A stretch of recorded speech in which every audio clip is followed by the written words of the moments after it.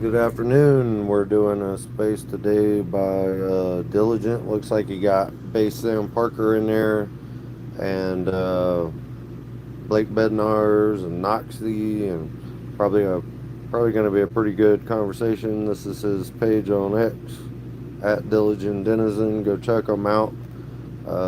He's really good at what he does. I think he's going to be starting a YouTube soon, so we'll keep an eye out for that. Does it have it in there yet? No. Okay. You scroll down until you get to these purple things like this. It's like 25,000 people tuned in. Good job. Make sure you give it a like and a repost. And let's see what they got to say.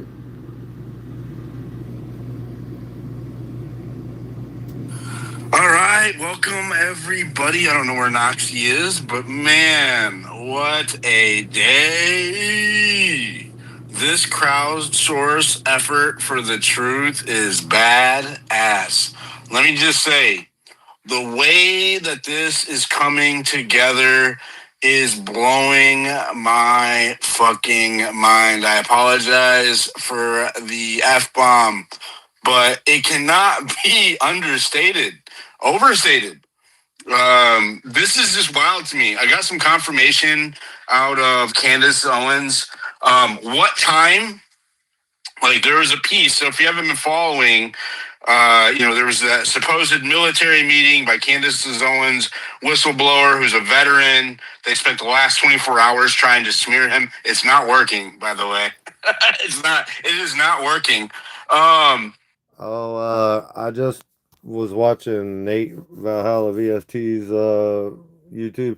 He said by Monday he'll have all Mitch's military records, and he's trying to give Mitch an opportunity to come onto his show. Or if he doesn't, he's gonna expose what he finds anyway. So just so y'all know.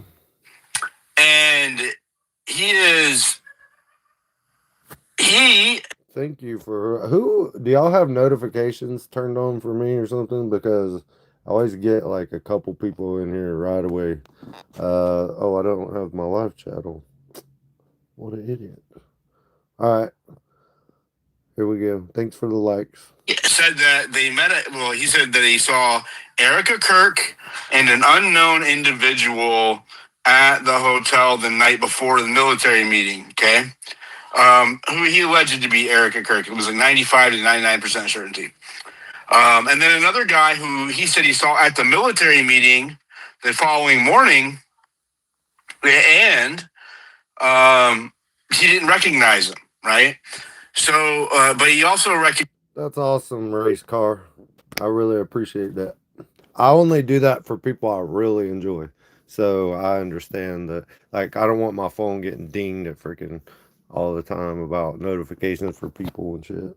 Brian Harpole, the chief of staff. Now, he didn't know these people's names.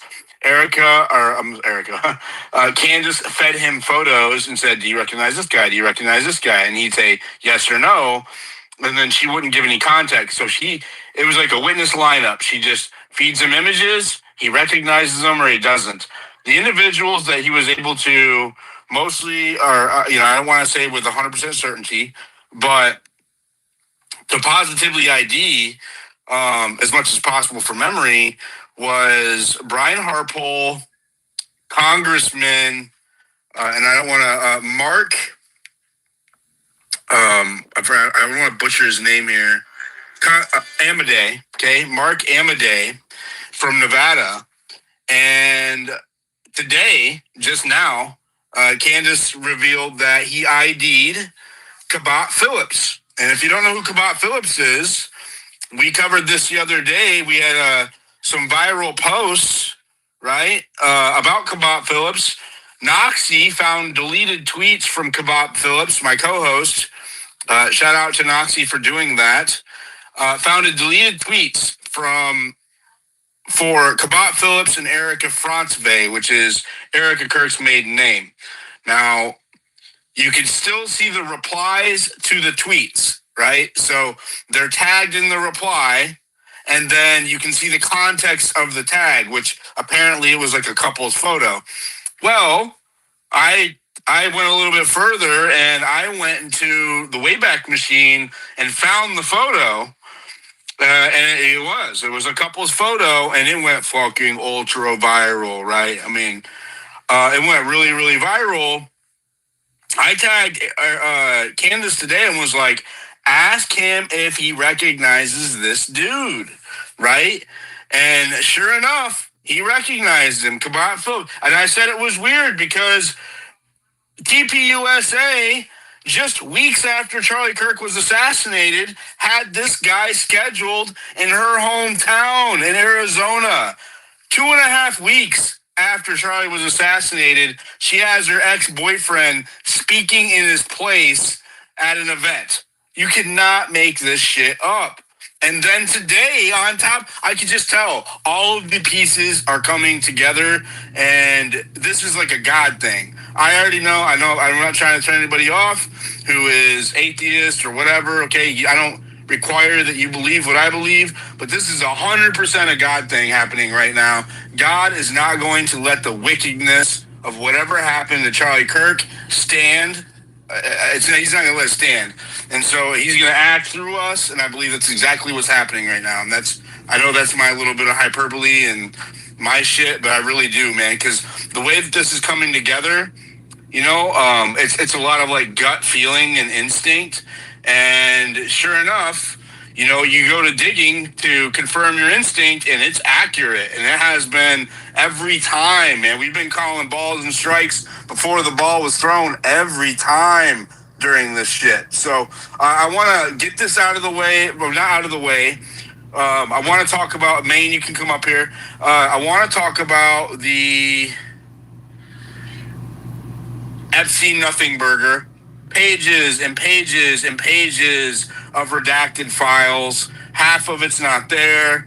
But like somebody sent me screenshots or screen recordings where they're like scrolling through the files, and it is like a lot of. There is some stuff there. I saw Michael Jackson. Oh, I've been calling him a pedophile for a long time. Allegedly. Bottom right corner, everybody. I was tagged, suppressed yesterday. Go down to the comment section. The way you can help us beat the algorithm suppression is by reposting the space. Thank you so much.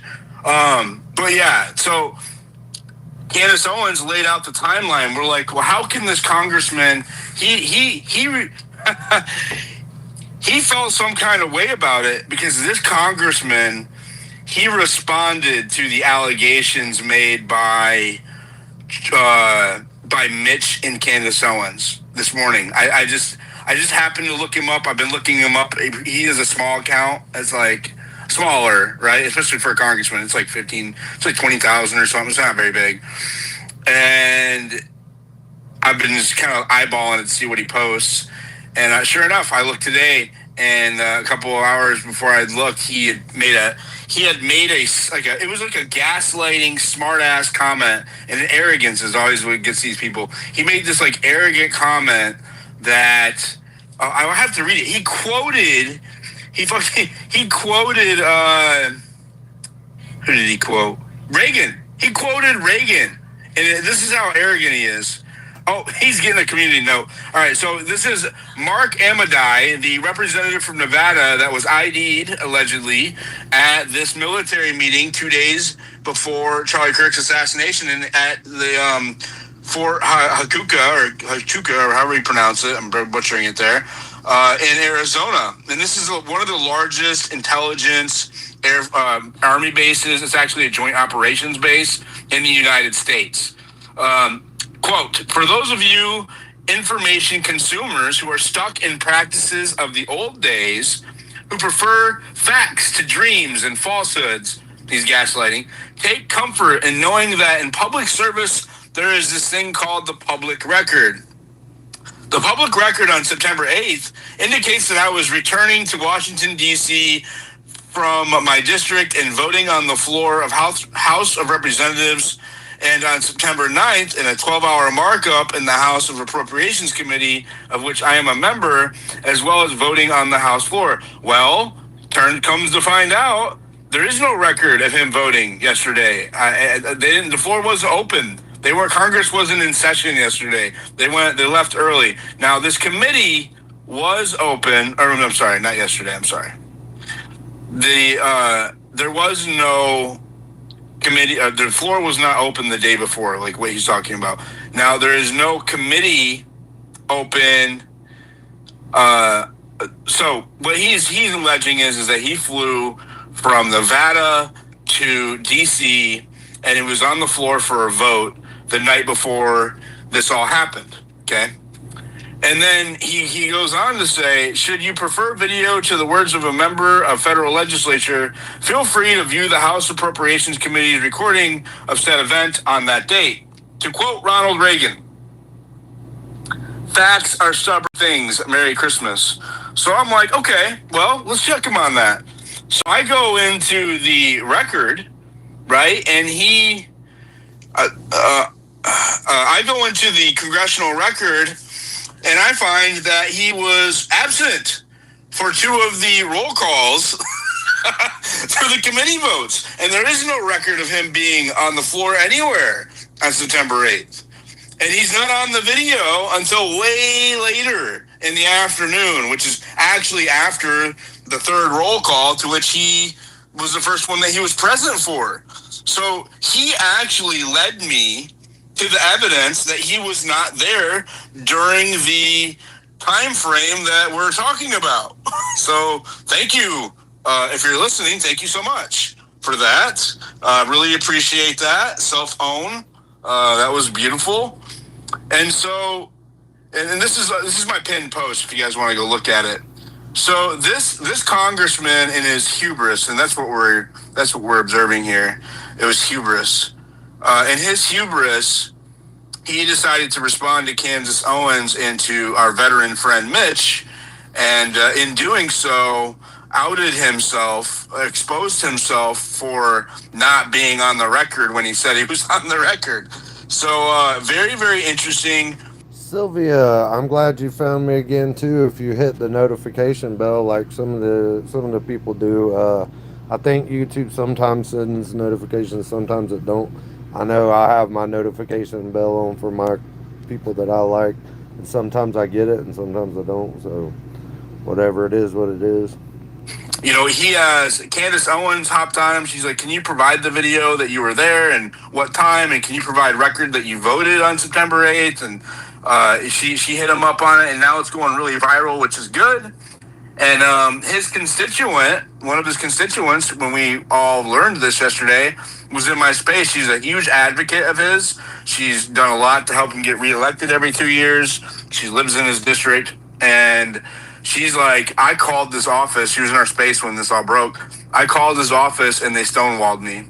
I cannot tell you what his schedule was yesterday. I can't release that information. And she's like on a first name basis with this guy, has his text messages. He's not responding to her text messages. When she called the office, they stonewalled her. And so it pissed her off, and she jumped in on, she's like, you know what? You could have said something to me yesterday, but you stonewalled, and here we are today. This mess is your fault.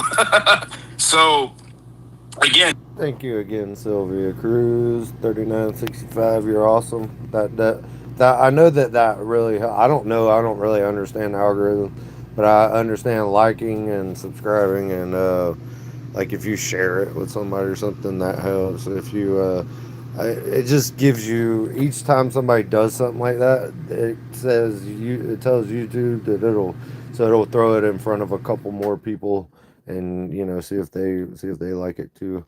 I don't know exactly how it works. That's just my understanding. Yeah, and in his hubris, he kind of exposed himself there. If he would have not have posted or tweeted anything and just let it. And not that shouldn't. I'm not just talking about for me. For any creator that you really enjoy or any channel you really like, you should do that because it really helps them out. He'd have been fine. Right? We wouldn't have probably, I mean, we might have looked into him more, but he actually created a Streisand effect, and that's what I had said was going to happen, and it is. So, I'm almost done, Maine, if you want to come back up. Did I miss anything, Nazi? I missed the first half of your monologue because my phone was messing up again. Hi, everybody. Thanks for joining us. Congratulations, Diligent, on getting the shout out of your tweet today. No, we don't need to talk about that. But no, because I am so excited, and so I'm girling out right now, and that's okay. But to see that we may have been able to put together a piece to this puzzle, with him possibly, I mean, according to Mitch, that was the guy. Like, and he said that he saw the watch. He was going to ask him something. Like, remembering a guy's watch. Like, I mean, that you're pretty. Like, you're looking at somebody pretty hard if you're able to remember those type. You can always, Sylvie. You can always just go back and watch it from the beginning if you think you missed anything or whatever.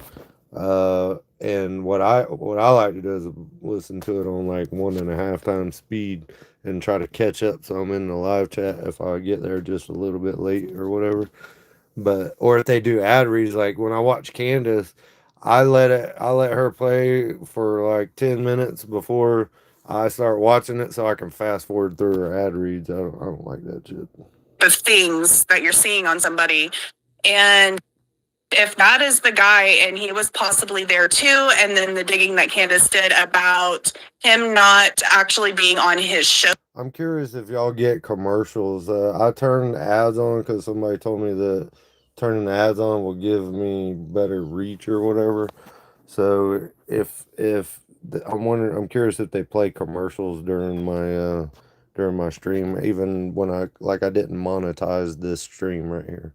I'm curious if it makes y'all watch commercials. Show that day whenever he normally is. Yeah. No, that's what I missed. Yeah. So Kabat is the guy who is her ex-boyfriend, who she put on tour almost immediately after Charlie Kirk died in Arizona, where she lives. And then come to find out, the week before Charlie Kirk was assassinated, Kabat wasn't doing his shows on the Daily Wire. Imagine that, all week. And that would have been the very same week that Mitch alleges to have spotted him at that hotel at the Army base at the meeting.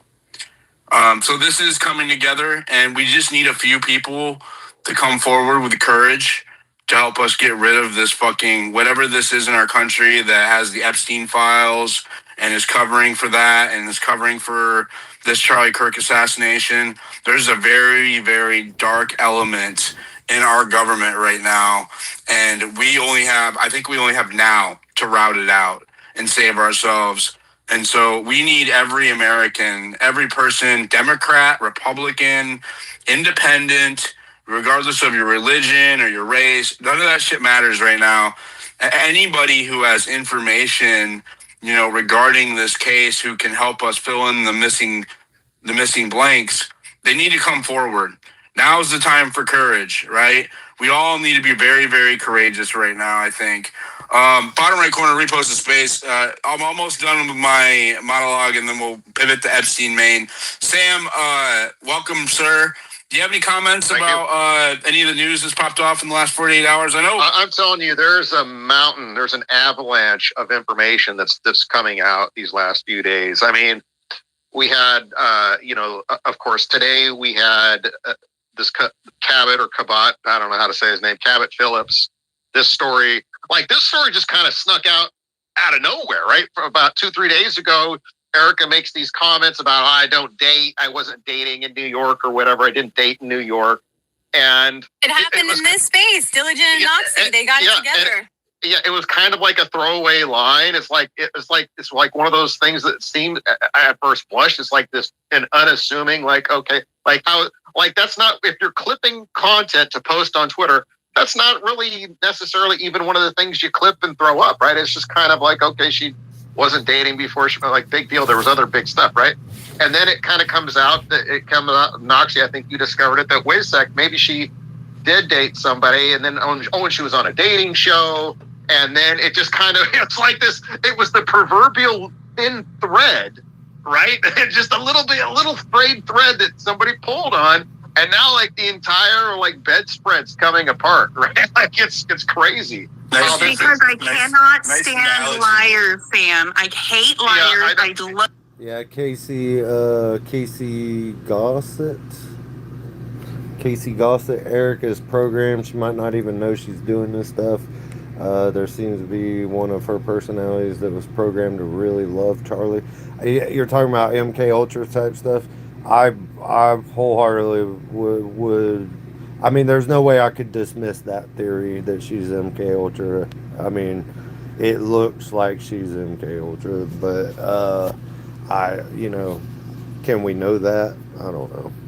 Love them, and as soon as I heard a lie, I was like, there is something there, and I'm going to find it. But let's Which, by the way, not seeing diligent. Where's AB? But let's just pause. I mean, it starts with, I didn't date when I was in New York. It starts there, and it ends at the beginning of the week, and it ends the week with Cobbett Phillips is one of the guys at Fort Huachuca. It's like, what were the odds? That's like the dominoes is directly. It's crazy. It's wild. And then so we have that. We had the Terrell Farnsworth's cousin is on the defense team.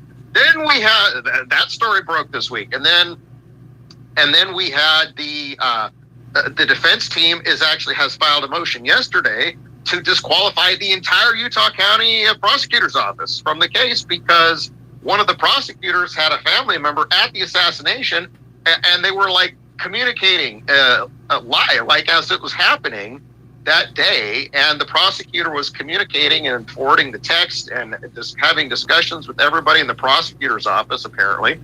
And so now the defense is saying, well, this is tainted, and we want to get rid of the entire Utah County prosecutor's office. This could move the trial somewhere else, and I don't even know what the ramifications of that would be. Yeah, I think Erica looks like at this point, it's hard to imagine her not involved in some capacity. I just don't know how far that involvement goes. Could it be that she just really likes this big cash cow, so she's like doing whatever she can do to kind of get as much money as she can, like out of it before it fizzles and whatever, I don't know. But it does look like she's involved. Absolutely, she's not going to be stopped. Look who she's managed to get in her corner. Yeah, I mean, she's got, so that whatever that amount of money was that Netanyahu offered to take TPUSA to the next level that Charlie rejected, it would appear that she didn't turn it down. That would be wild. So we had that broke yesterday. Also, please like the video and subscribe and everything. I know I hate fucking saying it all the time, but sometimes I forget to like a dang video, and when they remind me, I go like it. So, anyway. We had Blake went on with Baron Coleman, I think yesterday or the night before, and they went over, Blake's done wonderful work with the video and the signaling and the choreography of the actual assassination theater. That's just like mind-blowing stuff. Today I put out a video that shows that Frank Turek, we all knew that he wasn't really on FaceTime because you can't see any FaceTime on his phone, but he had been saying that he was on FaceTime on his phone. But it turns out you can actually see footage of things around him, behind him, several, like 100 feet away behind him, where the cars are parked. Ooh, Casey, that sounds spicy. I'm gonna have to look into that. Is that the name of like a declassified project, the Hitler Project? I haven't never heard of that. Alice in Wonderland programming. I know. I get the church programming stuff. It looks like basically the whole. What is that? The name of those churches that's involved in TPUSA, fake Calvary Baptist or whatever. It looks like that's a military intelligence operation. At different angles of Dan Flood and Dan Flood's arm, and various other objects and people around Frank are actually appearing on his phone. It looks like he's watching drone footage on his phone. That's what he was doing. He was watching drone footage on his phone. So he lied about that allegedly, right? And the lie gets bigger. If that is a lie, it gets bigger because he also said that he forgot and left his phone on FaceTime the whole time during the car ride to the hospital. Or he's at the hospital until he gets to the hotel when he discovered his phone was still on FaceTime. Well, that could all be bullshit because if he wasn't on FaceTime. Let's see what else. What else was going on this week? What else did we discover? I mean, it just keeps going on and on and on. And now Erica Kirk and Brian Harpole and Cabot Phillips all have to account for their whereabouts on either September 8th or 9th to prove they weren't in Fort Huachuca. And it's kind of mind-blowing to me that one of them hasn't yet because, like, if you wanted to shut Candace up, if you want to discredit Candace Owens, if you want to create like an anti-Candace Owens groundswell, it would be really easy right now. It would have been even easier last night or this morning to, definitively prove your whereabouts and that it wasn't Fort Huachuca. I mean, they could absolutely have nuked Candace Owens last night or this morning by proving that they weren't at Fort Huachuca. And they didn't. Like, and now that there's a potential four people now that we know of, perhaps this Amade guy, and then of course Erica Cabot and Brian Harpole. That's four people. That's the number of possible witnesses and somebody who might know something is multiplying now, right? Because there's all the people in Cabot's orbit, there's all the people in Erica's orbit, there's all the people in Brian Harpole's orbit, and there's all the people in this congressman's orbit, right? And so now you have the orbits of four different people, and just one person in any one of those four orbits could completely blow this wide open. Just if y'all didn't hear the space from yesterday, the Diligent, or that I streamed yesterday, that Diligent did the day before yesterday, I believe, where they he grok researched that Congressman Mark whatever. Where's he at? This dude. He is shady as hell. He is definitely military intelligence. He's over all kinds of budgeting for all their shit and stuff. So he's definitely tied into the intelligence community. For sure. Just one person out of those that knows something in those four orbits, just one, can blow this whole thing wide open. I guess if people start disappearing, we'll know that. Was the iPad thing with Erica in Egypt a joke? I don't know what the iPad thing is. You're gonna have to be more clear, Becca 936. We'll know that's that. Well, where's Lance Twiggs? Where's Lance Twiggs, Diligent? Where's Lance Twiggs?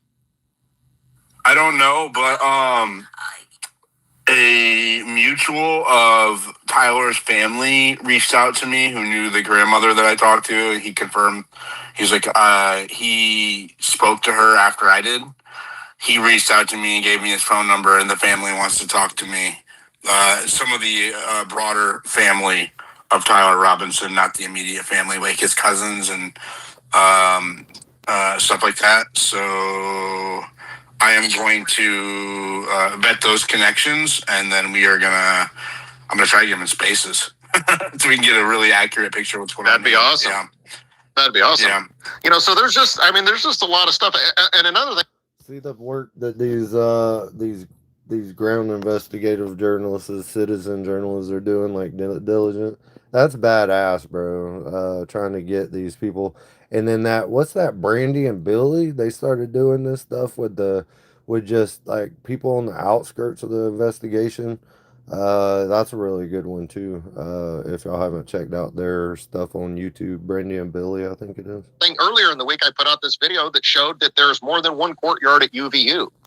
And on the confirmation document that TPUSA got from UVU on August 21st, it refers to the courtyard as Student Center Courtyard, which is one of the official names that UVU uses for that courtyard, Student Center Courtyard. But then TPUSA on the website, when they first announced this appearance on August 27th, they just called it UVU Courtyard. And you're like, well, everybody could probably figure out what it meant. But it turns out there's more than one courtyard at UVU. There's another large courtyard at the library called Library Courtyard.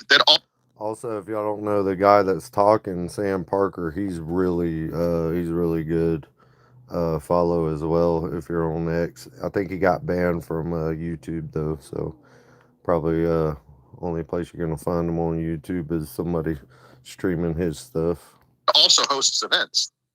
And I'm like, well, how could you possibly have known ahead of time which courtyard it was when it just says UVU Courtyard and there's no courtyard officially designated as UVU Courtyard? Which is why I think on the 9th, both the UVU Review and the TPUSA chapter there both issued directions and instructions that it was going to be at the Fountain Courtyard the next day, right?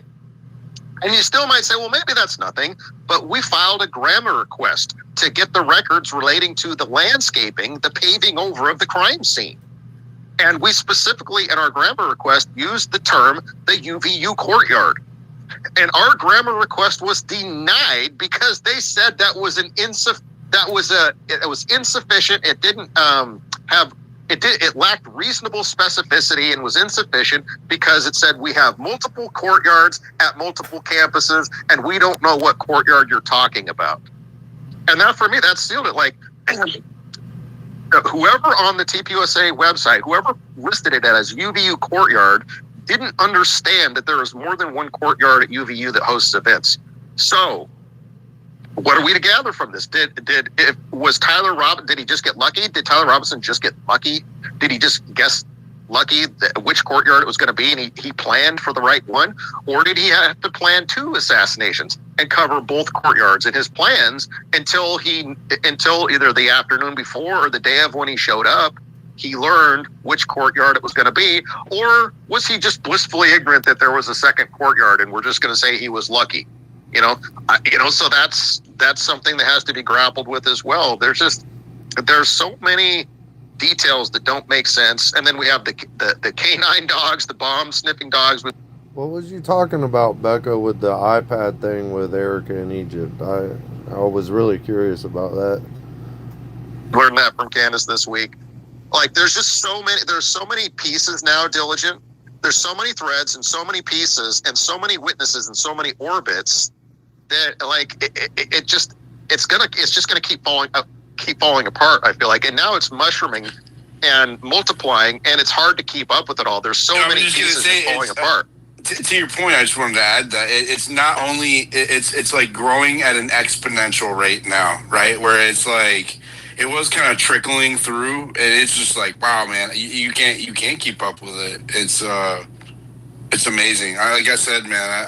And Blake was teasing that he's got videos that nobody's even seen yet. So I'm looking forward to seeing those videos. I don't know if what do you got, Blake? Blake, you there? I think he might. I'm gonna pause that and look at what Becca was talking about. Is this what you were talking about right here?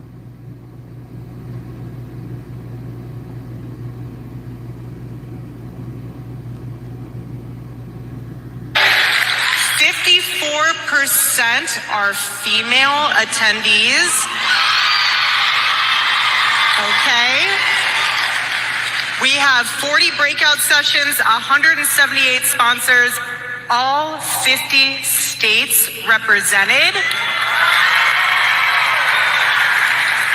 We have 25 countries represented plus Puerto Rico, but I have the list here.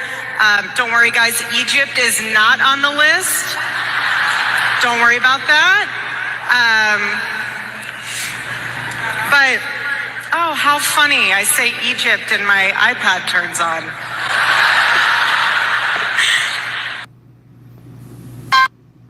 That's fun. Where were we? All right. Well, I mean, if that was the real, what do you think? What say you, chat? Is that weird? I don't know. That seems weird. Might be busy. Oh, all right. I'm eating. Hang tight. All right, no worries. Oh, yep. It's all right. We'll be here for a while. Yeah, go ahead and eat, brother. It's okay. Gotta get your energy.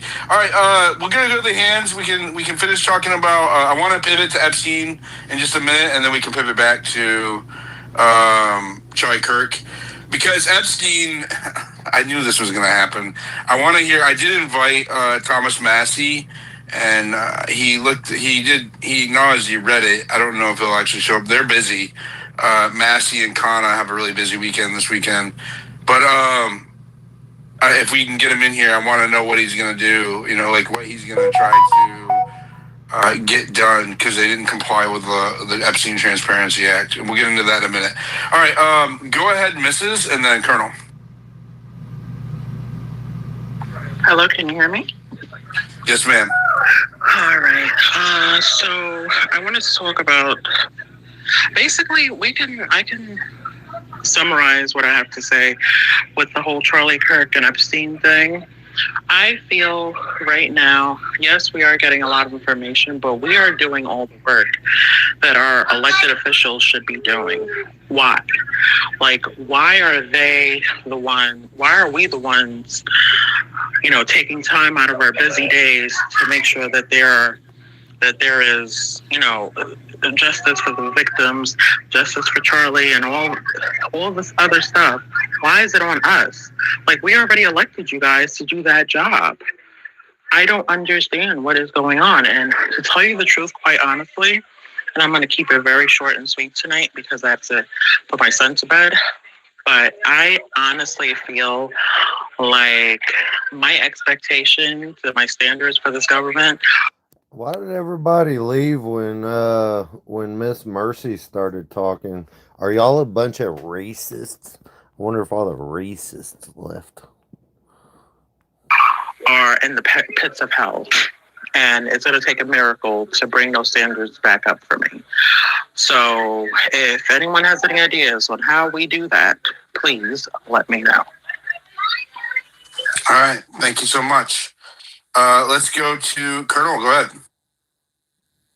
Hey, brother. Congrats. I saw you were featured on Candace today. No simping. No simping. Let him simp. It's not simp. It's just congrats on reality, bro. That was impressive. And also just want to say I agree with Sam's assessment. And that work is really good. For those who don't know, I'm at Fort Huachuca. I've been here 10 years, worked there as a GS for years, and live here now. You're there now? Yeah, I live a mile and a half away from Fort Huachuca. Bro, holy shit. I did not know that. Oh, we're going to be talking, bro. We're going to be talking. Yeah. We need camera footage yesterday. From the hotel. I've stayed at that Candlewood Suites when I moved here. Is that on the base or is it outside the base? No, it's on the base. The government DOD moved to contract building for its hotel operations. They used to organically run building, and they switched over, and Candlewood got the contract, IHG. Wait a second. Can that be FOIA, Dad? Can we FOIA the camera footage at that hotel? Oh, absolutely. That would be subject to Oh my gosh. We got to FOIA that footage. Yeah. Better hurry up. It's probably already been deleted. So I know just about every square inch of Fort Huachuca. As I said, I worked there in CSLA and the JITC for a long time. I know all these places in question. I'm on that. So if anyone needs anything, I'm happy to assist. And that is probably where my good news ends, because I will just say we watched the entire Mitch interview, and just from a veteran perspective, none of that makes sense. The Mitch story is just thin as can be from a military perspective. His story about his background, his story about why he was there, his story about being SF, 10th Mountain, all of it is just full of holes. And you can get on Grok and have it do the analysis of veteran sentiment about what he said. It's a really, really big deal. I saw an organized push to smear him immediately, though. Yeah, I'm not. I'm former military. Uh, I was not special forces. Okay, I was a 14 Echo Patriot missile enhanced operator maintainer. Okay, so I never was on Fort Huachuca or nothing. I never even worked with SF. So I'm not a special forces guy. But you know who is? His name is Nate. He goes by Valhalla VFT on YouTube. He is going to expose Mitch for whatever. If Mitch is correct and checks out, Valhalla VFT will be able to expose that. And if he is jacked up and stealing valor, and his story is full of shit, Nate will also expose that. He said by Monday he should have the records. So he still has friends. He just retired 2 years ago. He's a Green Beret dude. He just retired 2 years ago. And so he still has all his contacts.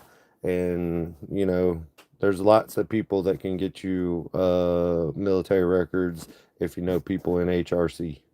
So, Human Resources Command.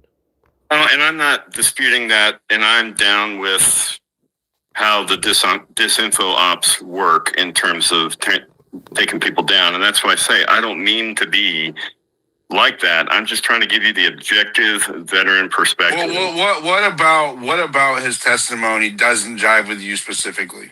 Okay, so first off, you have to understand how one becomes a special forces soldier. You have to do an entire enlistment, a 3-year enlistment, as at least one, as a regular soldier in order to get to the point where they'll even let you attend the qualification course. So the timeline that was originally built about how he came in the military, got assigned to JTF 6, and he was inside the 3-year window of when he was doing that. That all shifted when he appeared on Candace's show. And he kept dropping little subtle narratives about how he saw the SF guy in the lobby of the Candlewood, and as being a SF guy himself, he noticed certain tells. He assumed that it was an SF guy. He didn't positively know. He just assumed. Yeah, but he said that there were tells that he saw that indicated to him that he was an SF guy, being a former SF guy himself. Well, that does not ring true in any way, shape, or form. Number one. Exactly. The way that we know somebody, the way you can tell somebody is special forces in the Army, like if you're on post, is they have a freaking green beret and a special forces patch on their uniform letting you know. Who the fuck are these people? I am this guy. Hold on. Right here. This is me. This is my ex profile, but I'm streaming on YouTube. The person hosting the space is Diligent Denizon. He got called out on Candace's show.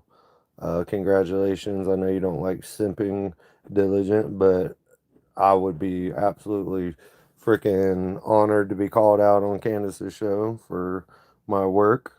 The dude that's talking right now, Colonel, apparently worked on that base for a long time and still lives in that area. So I don't know if you're familiar with the investigation, but Blake Bednarz just went on Baron Coleman's podcast the other night, talking about his theories. He's been working on this. He's in the room. He's eating right now, so he's not speaking, but he will here shortly. How does that work for you? Are we high enough caliber of people to be viewed? If you saw an SF guy in the lobby, and he wasn't wearing a uniform, you wouldn't think that about anybody. There's lots of guys in the military that have, the tattoos and have the look or whatnot. You wouldn't make that assumption. Number two, there is a way to tell that a guy's SF. I don't know who Corey Feldman is. I'll have to look that up. He was right about what? AI smart cities. And that's the Green Beret or the SF tab, one or the other, but that's like a inescapable conclusion. But seeing a guy in cities that looks SF, But that's... you don't know what he saw. Right. I'm saying that he didn't describe what he saw that made him think that. He just said, right? Like he may have not imparted those details on Candace. That may be his opinion about what an SF guy looks like, but that's only his opinion. But his record as a special forces medic is corroborated. Like that's it is. First of all, you have to understand SF has its own medics, and to be an SF medic, you have to go through all the same stuff an SF guy does. And that I'm just saying it was corroborated online like 3 or 4 years ago. I have not seen any evidence. You see what I got on the space or on the screen there? Who is it? AI Smart Cities? Is that who you're talking about? You. Yeah, I would love to see that. Yeah, I'm open to that. But he's got a messy. Let me just say this, okay? He from what I have seen, and I wouldn't state this in a space with 1,000 people. From what I have seen, okay, he appears to have legitimately served in the Army as a Special Forces medic and was honorably discharged under disability. Right? That is what I have been reasonably able to use primary evidence and ascertain. He also shared a photo with, of course, with key details omitted of his military ID and his veterans ID card, right? And then, some other stuff came up, and in his divorce hearing, they discuss his military background. Like this is verified, but he's in a messy divorce, right? It's ongoing. He's in a messy custody battle with his ex, where he's making accusations at her, she's making accusations at him. You know how those things go. And like if you're trying to like discredit him, that's probably the angle that has the most weight, is that there is a documented trail of chaos coming away from his message. However, it bears no relevance on him, having a veterans or a military ID card to get on base. All right, I'm going to pause that and check out what... that there are people that were the people that did this to both me and Corey. I'm saying that there are people that were the people that did this to both me and Corey that are still working, they're still out there, and they're some of the richest, most powerful people in this business. And they do not want me saying what I'm saying right now. Are you saying that they're pedophiles? Yes. And that they're still in this business? Yes. That's what you're saying in your book. When you talk to when you talk to They don't want parents, me here right now. Trust Corey, me. They want me dead. there are a lot of parents out here who want to put their kids in this business. Their kids are cute, they're great actors. What would you say to a parent who just has the best of intentions, who's coming here with their child? If you're saying that there's a lot of predators in this industry. It's a many-feathered bird. Okay? Be careful what you wish for. That's what I'll tell you. Don't go into it with naivety. Don't go into it thinking that it's all roses and You're sunglasses. damaging an entire industry. I'm sorry, I'm not trying to. I'm just trying to say that it's a very important, serious topic. You said that there was one gentleman in the industry who did not take advantage of you. He was not a pedophile. You said it was Michael Jackson. All right, well, I'm inclined... I don't know anything about this dude or if this is a real clip, but I would immediately say, yeah, I agree with him. Many feathered bird, 2 wings, and a predator. Yeah, well, I think left versus right is fake and gay. All the division and shit. He was in the Goonies. Oh, shit. I ain't watched the Goonies in a long time. I wasn't a big Goonies guy. I didn't watch it like a million times, but I have watched it before. On base or at that hotel.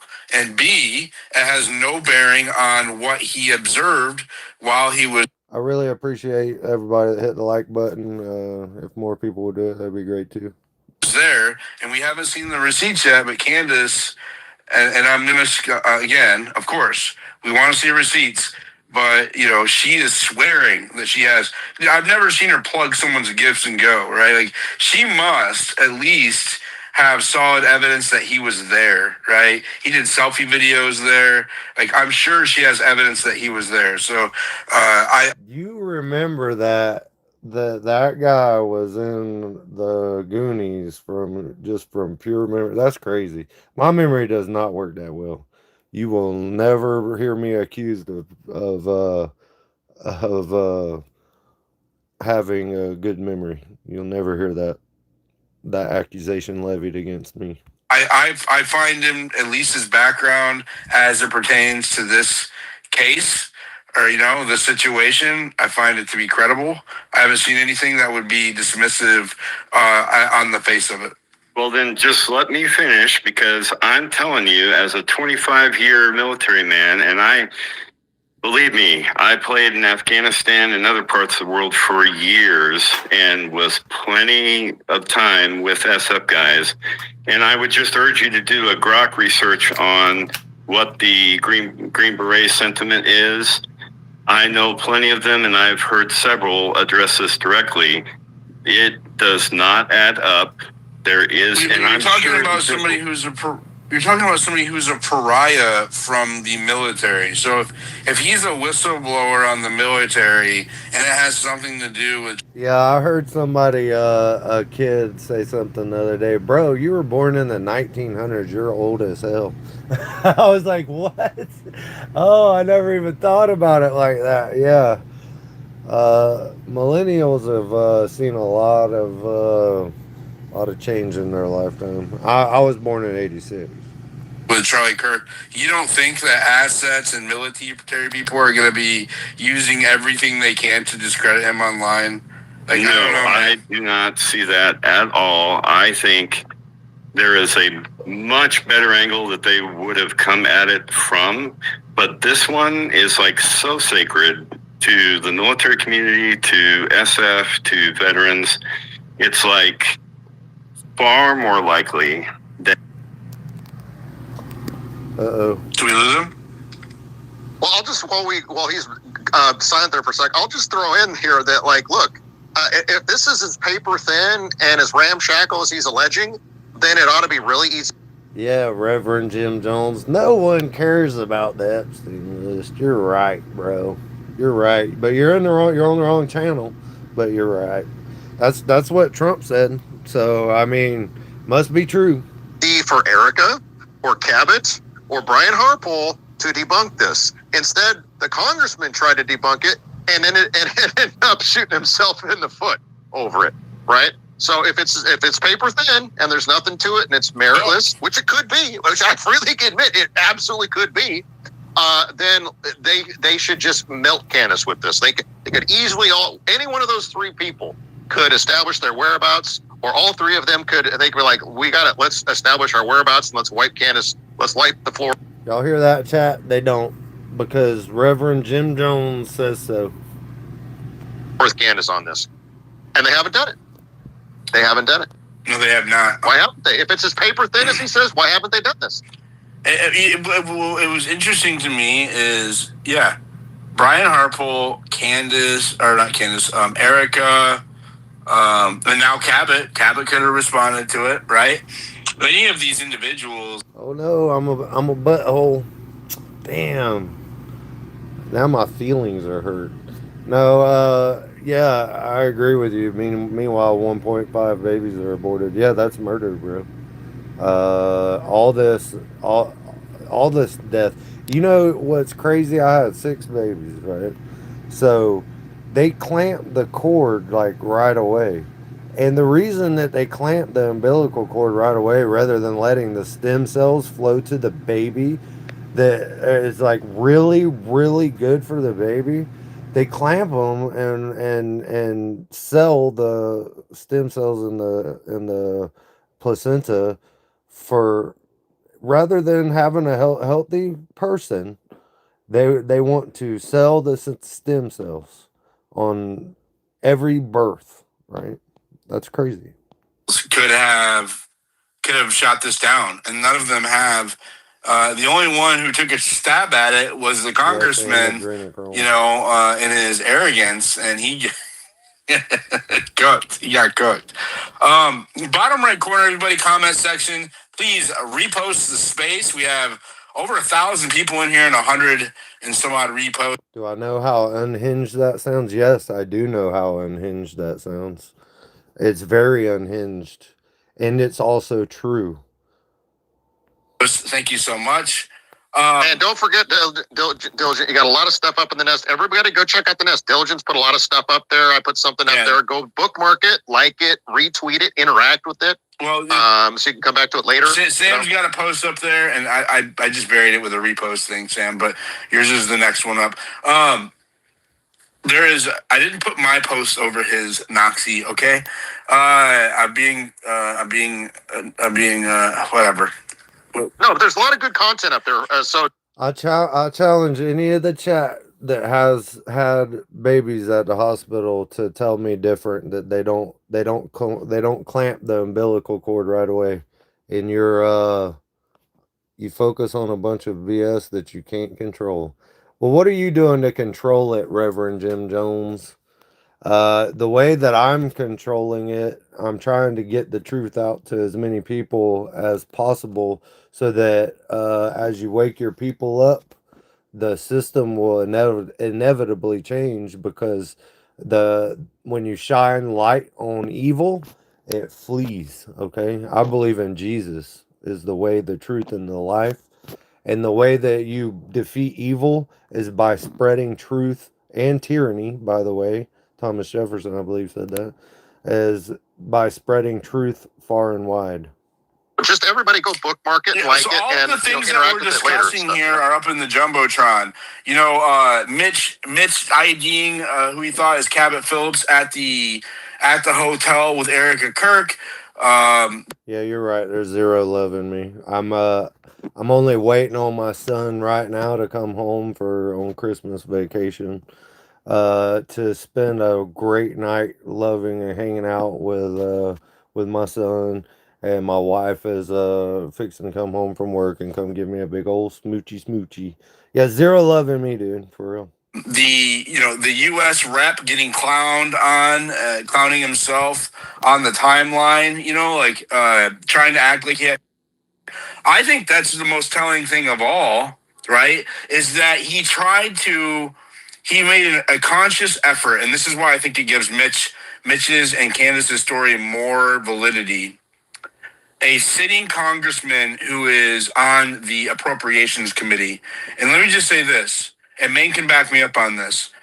A senior congressman, a senior member of the Appropriations Committee, these are people who wield massive financial power within our government, right? They are the ones that keep military bases open or shut down. Not like small bases, right? We're talking about. Hold on, I just realized something. Reverend Jim Jones says that having a loving wife and children is a low bar, bro. That's a low bar. That's not important to Reverend Jim Jones.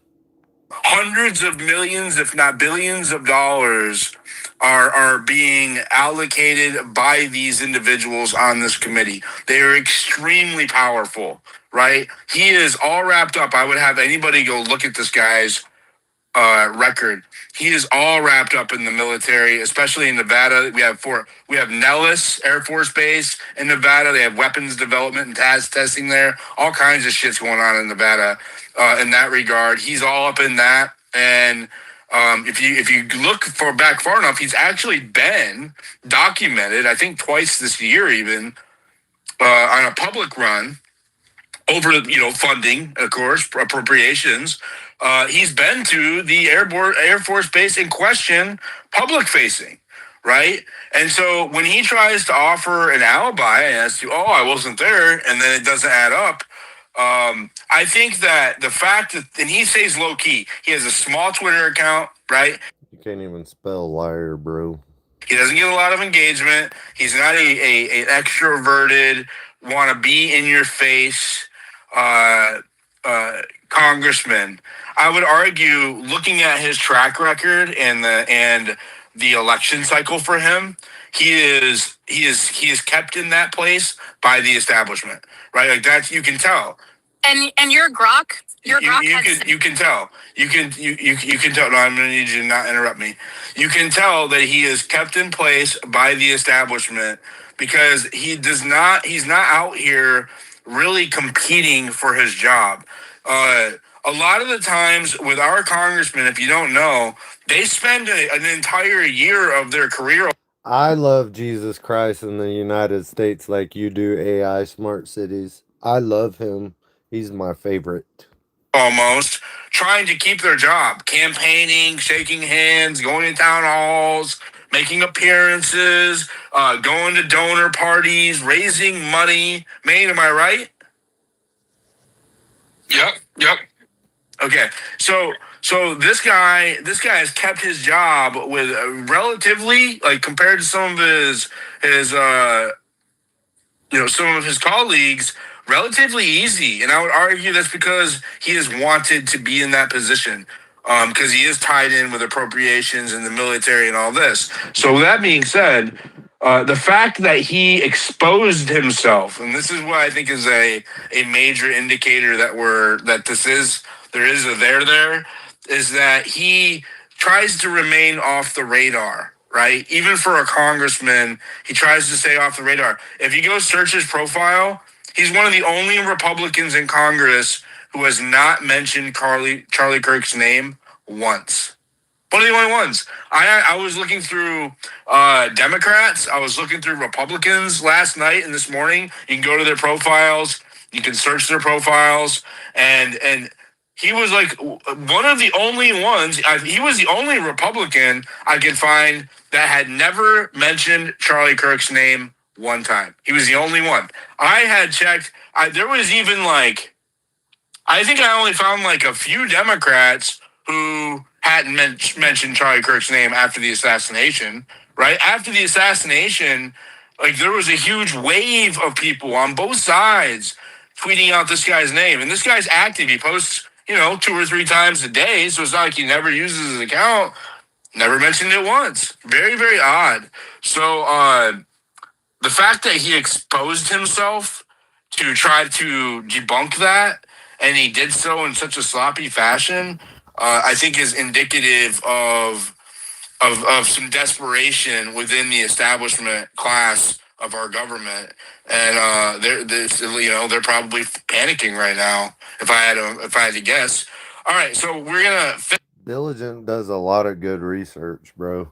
Also, I didn't tell anybody this, but I'm almost up to 1 million views on YouTube. This is a big deal for me. I never thought that I'd get that much traction or whatever.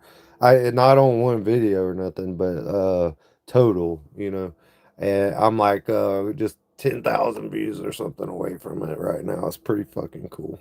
Finish this, and then we're going to move on to Epstein files. Colonel, go ahead. You can respond. We'll go to Kelly, and then whoever else wants to talk about Charlie Kirk, and then we're going to pivot.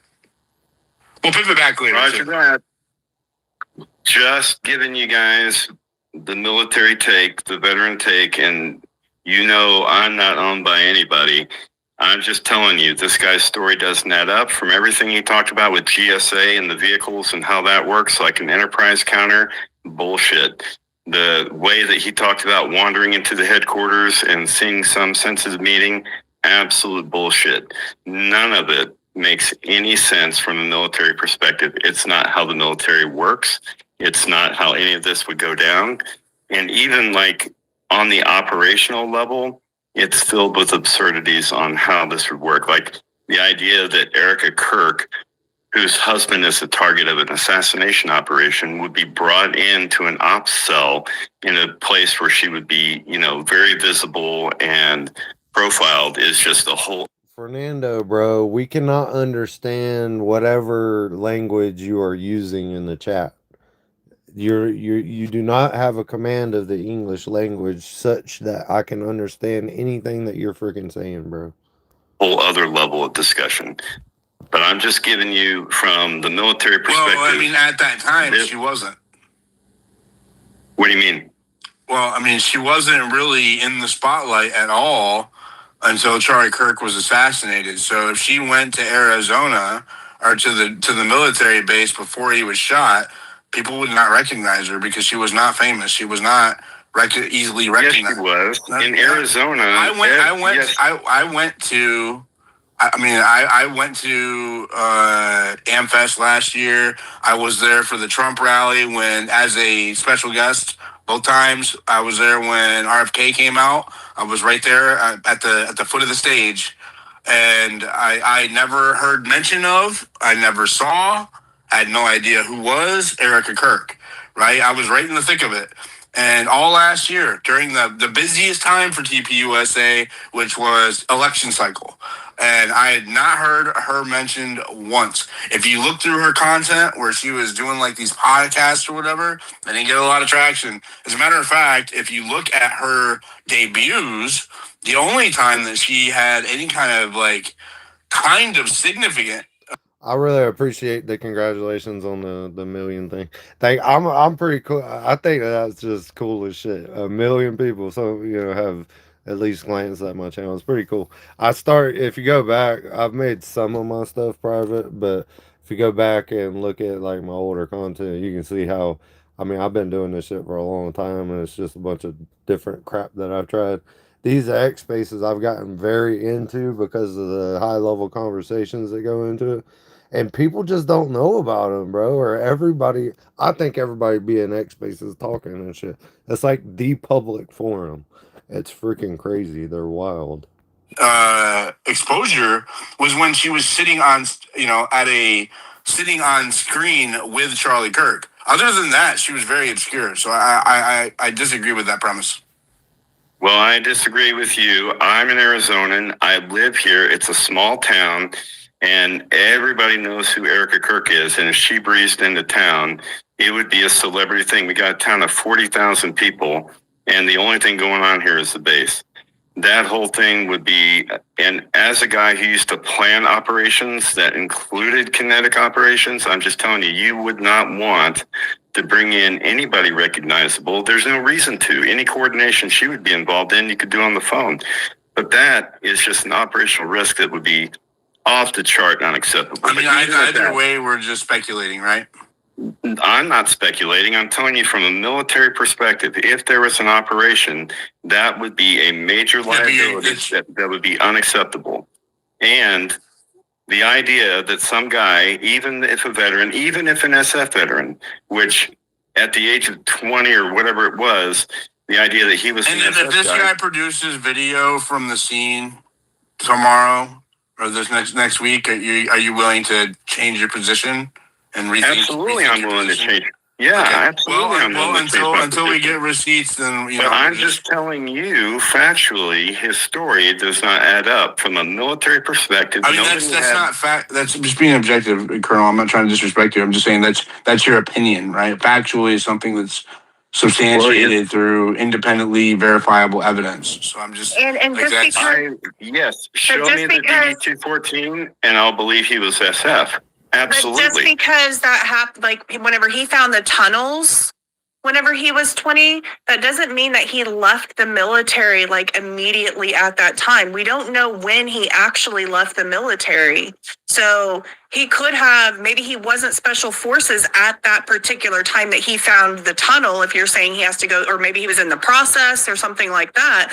But we don't know that he didn't become that or he wasn't going that way. We don't know any of that history of the story. What we do know is his original story was they did JTF 6 and was supposed to go into WITSEC. And he did not go into WITSEC and got out of the military shortly thereafter. Which is correct, but we don't know. But he was going into WITSEC because he realized that his name had been released to the Sinaloa cartel. We don't know when that was released. We don't know the dates of when that happened. The cartel is right across the border, right there. Like it is right there. The cartels are across the street. Yeah, no, they're literally across the street from my neighborhood. I mean, that's why I stopped myself. Not where it is, but yeah. Sinaloa, yep. The cartel is fully penetrated. Exactly, Sylvia. That's everybody's views are welcome in the spaces that I'm streaming. You can go well, I know Sylvia, you said that you're in the country that I think the UK and doesn't allow you to go on X. But anybody on this stream in America can go and make an X account and go up on the speaker panel. I go up there all the time and say my 2 cents. You can go up there on the speaker panel and talk to all these people yourself. It's pretty freaking cool. Penetrated into Arizona in the United States. We can talk about that too. But the point is that his story was that he served on JTS 6, was supposed to go into WITSEC, and then got out of the military shortly thereafter. That does not allow. He never said that I got out after, and we still don't know the dates on this. This could be a year later. This could be 2 years later. I think we should wait. I think that, well, look, I can I don't sell shit to my audience on like nothing, right? Like I would not tell 1,200 my listeners to me because I'm honest with them. I can tell you last night when this guy was getting smeared, I looked at his background as much as I could, and I found evidence from a veterans organization from 2022, or was it 21, that listed him as a special forces medic. Now, you could say, oh, well, that was a fabricated story, 4 or 5 years ago. But, what's the likelihood of that? Also, his divorce records are public. They're in Washington. So if anybody really wants to dig, my listeners, you can independently verify this. His combat record is mentioned, his PTSD. He was treated for PTSD under for psychological problems during his divorce. His wife used it as a premise to take his kid, right? And it was because of his combat record. So like this is verified in a court of law. So I don't, again, maybe the rank or maybe some of the specifics about it, but as far as I could see, from primary evidence, he was in the military. So I don't, maybe he wasn't special forces or JTS. I'm not sure, right? I'm not saying I know exactly. Yeah, but that's a big deal. If he's lying about that and still in valor, it's really hard to believe anything else the dude says. Like that is, I will if I see it happen, I have personally slapped somebody for stolen valor in real life. I will slap you for stolen valor.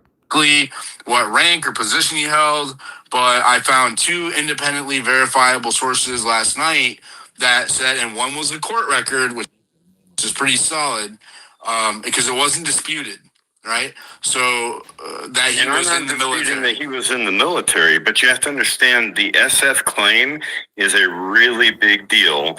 But the story does not add up. The timeline does not add up. And the biggest I will send you the docket, and you can look through and see. I don't remember if I saw it was mentioned, but I'll show you what I read.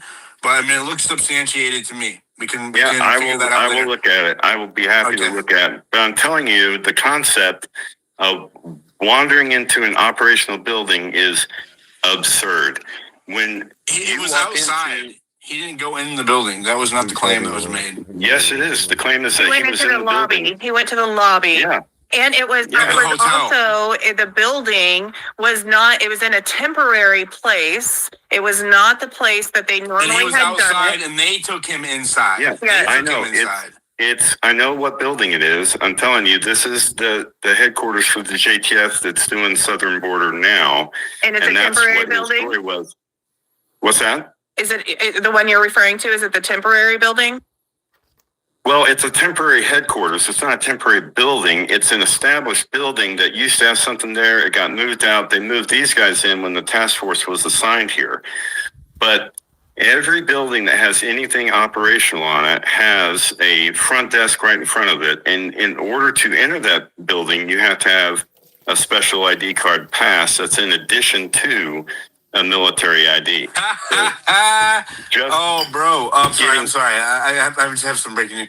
The rep Mark Amodi has been community noted for not being there during the hours to which he claimed he was.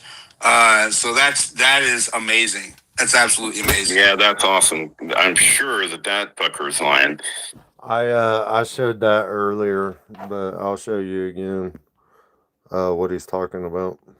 I'm just trying to tell you guys the idea that Wouldn't that give more credit to his story, though? If you can't get in that building unless you're credentialed and you have a reason to be there, he wouldn't have been able to get into that lobby in the first.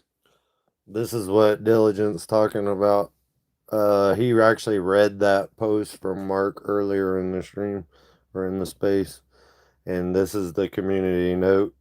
And then I went and clicked on what links. Well, I can't do the PDF one, but I can do the one that's the you can see. Well, you can't see the whole link, but it's a government website showing that it actually proved that he was not there. Pretty funny. First place, unless he was what he said he was. well, no, you could be any retired military or whatever and walk into that building, but you'd be stopped at that front desk. And that's what And he then said, whatever- is that he walked to the lobby and he saw these people Right. in the lobby. But the meeting that's alleged would happen in a skiff. But he didn't say that he saw the meeting. He said that he saw them coming out of the meeting. He said which is coming into the lobby. So he's in the lobby and he sees all of these lieutenant colonels walking out into the lobby like they're leaving. We know his position. We don't need to argue about it really anymore. I'm like, I want to keep moving. But the fact that this sitting congressman just got community noted on his alibi, I think is fucking crazy. That is significant. That's crazy. What? What'd you say? Hello? That is major. Yeah, Absolutely. yeah. I'm gonna post it here in a second. All right, let's go to Kelly, and then I do want to pivot to Epstein. Hi, thank you for having me on. I just want to say thank you to the colonel, the military guy. I'm not military. My boyfriend is ex-military, but I really appreciate what he's doing, because if there's any chance that this guy is here to like plant and throw things off, or I don't know, maybe part of his story is real, I think it's really important to poke holes in it where it's not lining up. And I know Valhalla has done the same thing. I know none of you guys know me. I'm an independent journalist. I actually had very little idea who Charlie Kirk even was prior to. I'm not Republican. I come from a Republican family, but just my background, I'm an independent. But I became very interested in this case when he was assassinated, because I went and I watched his interview with Tucker Carlson, not even a month before he was assassinated. And if you go to my Twitter page, you'll probably see, if you go in videos, you'll see I cut a 12-minute, two separate, like 6.5 minute clips of Charlie, and then another separate 2-minute one from that, where he is really zeroing in on the intelligence agencies. And it was very alarming to me, having been someone, I worked on Assange Countdown to Freedom, a show for 4 years. I'm a big advocate of, transparency completely. And so anyway, that's just my background, but that's not why I jumped in when I heard you guys talking about the paving over. So anyway, I have been following this like every day since it happened. And I'm very concerned about the paving over. And also, I wondered, in all the stuff that I've watched, and that's a lot of different YouTubers and everything, I haven't seen anybody really focus on the windows of the, what is that, the Hall of Flags kind of behind the tent. And I may have just missed it. I mean, we're a little bit off topic from what we're talking about right now. We can pivot. Okay, but what I'm asking, the reason I'm asking is because I know there was a guy, is it Range Day Bros or somebody, who had focused on a shot coming from behind, but it was kind of up to the right. And I wondered, could it have come more directly behind? And I thought it was odd that they've got this big like mural screen printing window thing over. And I wondered, has anyone looked into like when that was placed there, because you know how there was the I've been in that Hall of Flags, and I can tell you that I can tell you that. I agree, Sylvia, that yeah, Candace, that wouldn't change anything about like what the colonel was talking about. So the fact that he's there on post or in that area or whatever, that doesn't change the fact that his story doesn't fucking make sense. Yeah, he could be on post. He could have stayed at that hotel. He showed his military IDs, his veteran dependent card, it looked like, and then like his VA medical card. So yeah, he probably had access to the post to be able to get on post, but to be able to get into a skiff like facility, that's a whole different animal. I had a secret security clearance, and I only went into a skiff one time in my whole career, and it was a whole thing. Like, just to be able to go in the building, you have to empty out. You can't have your phone. You can't have anything. You gotta like, there's this whole briefing you gotta do and all this shit. It's like a big deal. So anybody that's in the military understands that his story doesn't fucking add up. Anybody that has experience with it, it doesn't pass the sniff test. Now, I'm open to be proven wrong.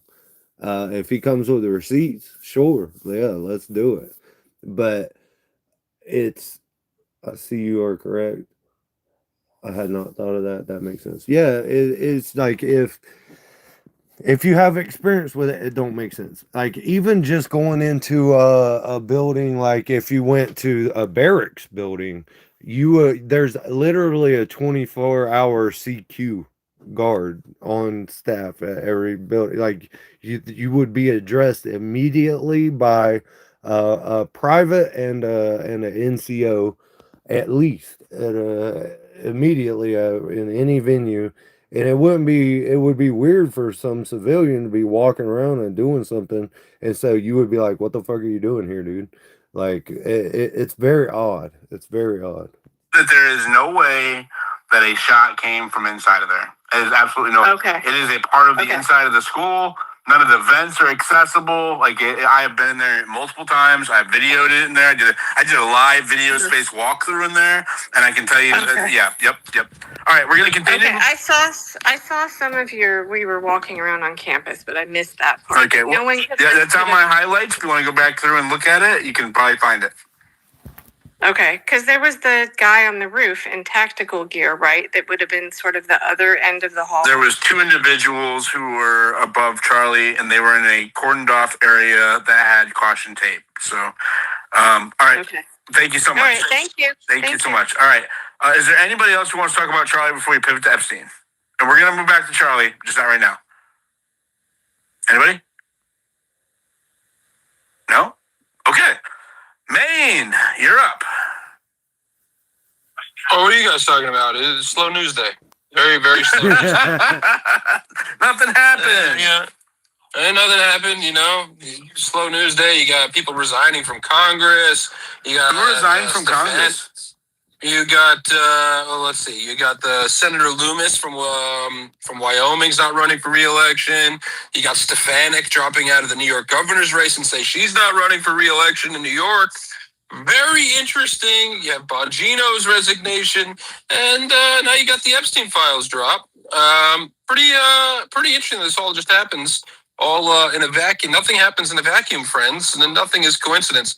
So before I came in here, which feels like 2 years ago now, that you guys were talking about Charlie, I was on a call with Ro Khanna and a few others, and I had a few questions for the congressman about precisely where we're at. And here's where we're at. And this is a direct quote from Ro Khanna. Pam Bondi has broken the law. It's a direct quote from a congressman that helped to write the Epstein Transparency Act. The Attorney General of the United States has broken the law.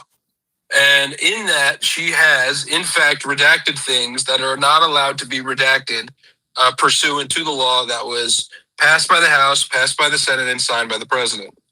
There are things in there, and this is direct language from the Department of Justice that was out on Fox News a couple hours ago when they came out, is that there are things in here that are protecting people that are political people in these files that were released today. That is a violation of the law, number one. Number two, according to Ro Khanna, the Department of Justice is in possession of over 300 gigabytes of Epstein files. This evening, we've seen 3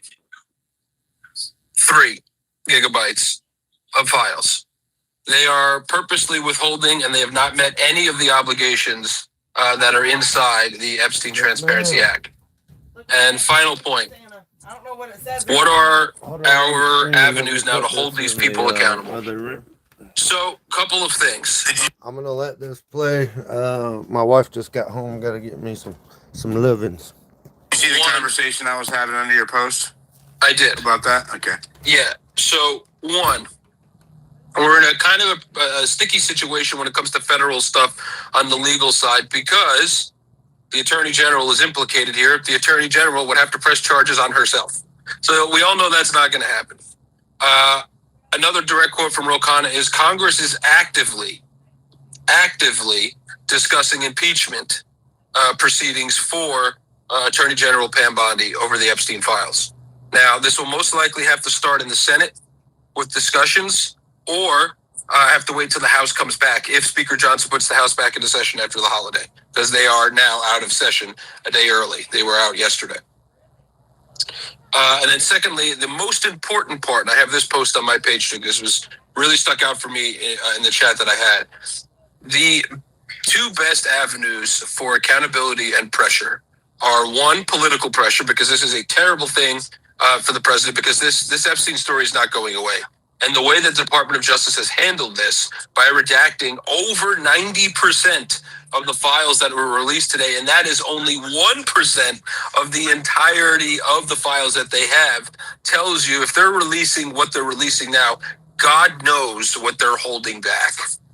The political pressure is Avenue A. Avenue B is pressuring state-level attorney generals to launch their own investigations into crimes that may have occurred in their states. Why is that important? State-level crimes are not eligible for presidential pardon, right? So, and then one thing Rose said also, when it comes to Pam Bondi, the statute of limitations for crimes associated with these files is 10 years. So this can be dragged out until the next administration in 2028, 2029, when they take office as well. That is, of course, if the president of the United States does not preemptively pardon literally everybody that works for him.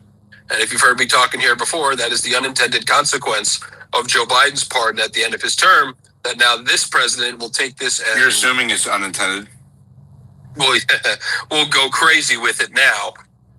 And now this president may preemptively pardon everybody else. And my opinion on this has been very simple. This is precisely why the open and brazen corruption in this administration that we've seen, from the grifting to the stuff we saw this week with Trump Media Company getting into the nuclear fusion business somehow, Isn't some it way. From weird? I have to point this out too. Yeah. When you brought up my comments, isn't it weird that a nuclear physicist gets sniped out at MIT, or over there, MIT, and then the same week Trump merges with a nuclear fusion company? Well, it's really interesting you mentioned that, Dilly, because actually, if you dig a little bit further into that fellow's life, he worked for a direct competitor of TAE, which is the company that Trump's media company just merged with.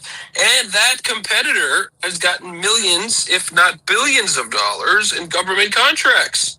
This new company, this TAE, which has Russian money behind it, by the way, has never received a government contract. I wrote it on my page when this story went. Mark my words, that company, TAE, Nuclear Fusion, undoubtedly within the next 3 years will get a government contract. Hold on, guys. Under this administration, I would bet house money on it all day long. Guaranteed. Guaranteed. Maine, I have to ask, I'm just curious, how come your ears aren't perked up more about the thought of a Republican House member being caught up in some scandal like this? Like, couldn't this... All right, shit. I don't know what I missed. It was took a little longer to... my wife had a secret Santa thing or whatever she was showing me on her gifts and just telling me about her day. What did I miss, chat? Good opportunity for Democrats to jump in and dogpile this guy. Scandal like what? Are you talking about the Charlie Kirk guy in Nevada? That guy? Yeah. He got lying. Here's my thing on this, and I've said it since January 20th. Damn, no value was added during that time. That's gay. Let them fight. Let them cook. If it ain't my fight, I don't care. I don't care. I haven't found Bondi needs to go. The only problem I have with Alston Bondi is Harmeet the Jeet Dillon is behind her, and I'm not a fan of foreigners in the most powerful positions in our government. If y'all didn't know, I'm racist. I think Charlie's death is tragic. Whoever killed him, there should be an investigation. They should have justice. They should die. All that kind of stuff. If y'all on the Republican side, I know, Dilly, you're not a Republican anymore. If the Republican Party and TPUSA and MAGA, technically, I'm still registered Republican. This is not my fight. I don't care. I got more important things to do than this. To be honest, to be perfectly honest. By the way, if it turns out this guy is part of it, you guys, dude, Democrat.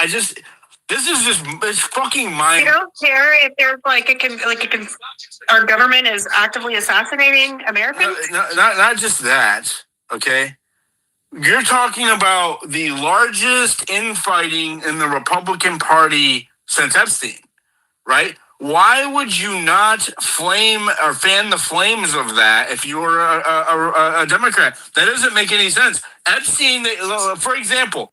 Who is God-given? M. Join? I don't know how to say your name. Wrath, is that the end? Who is God-given? And we are not a democracy. We do not have a majority rules decide. No, this is a constitutional republic, dude. This democracy shit is fucking gay. Nobody wants no democracy. All right, we're a constitutional republic. Democracies are retarded.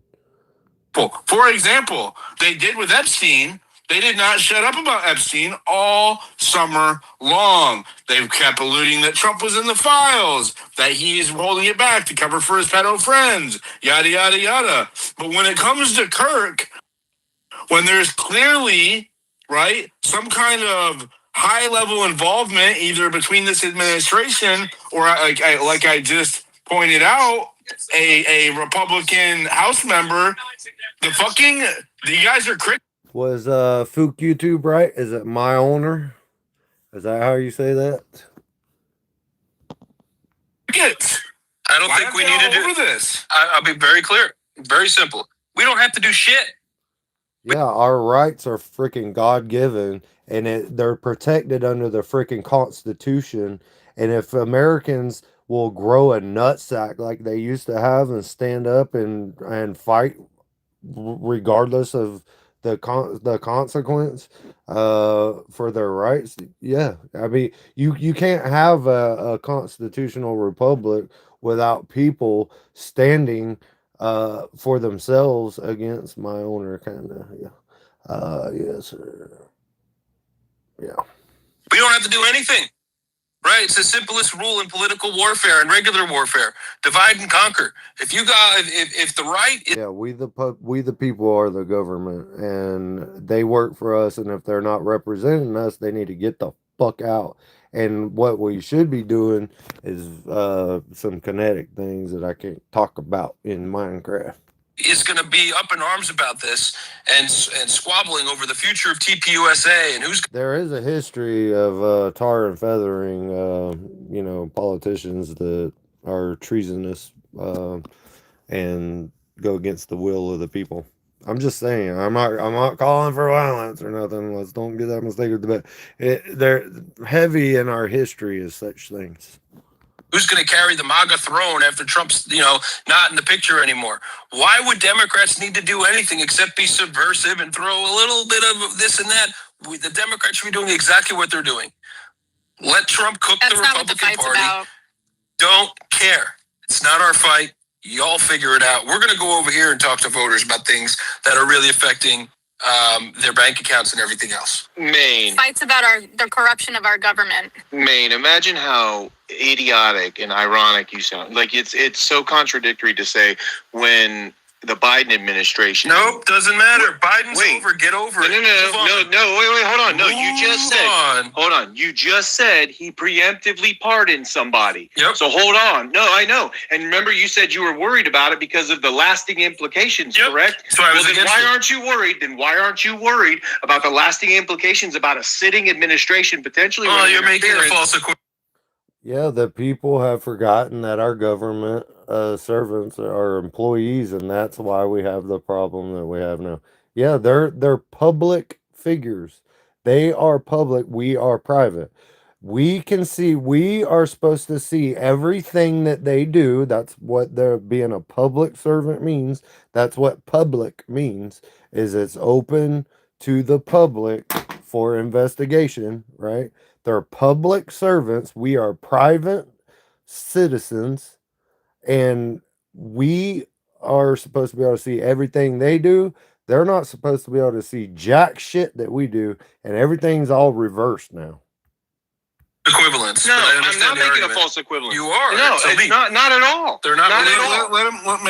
Yeah, let me finish what I'm saying. So you were worried. You were worried about it because of what it could mean for the future and potentially how it could affect your party moving forward or the country as a whole. In this situation, they'll only serve you if you hold their feet to the fire. Metaphorically, they'll only serve you if you hold their feet to the fire. When's the last time they served us? I don't know. We got to hold their feet to the fire. When they feared us, when the government fears the people, there's freedom. When the people fear the government, there's tyranny. You don't care about an American citizen who, at minimum, the whole story that's being put out by a Republican administration, and I lean that way, and they're the ones that are running interference for whoever, we can argue who that is or isn't, and you're like, I don't care at all. I really don't. The solution is simple, but it is not easy.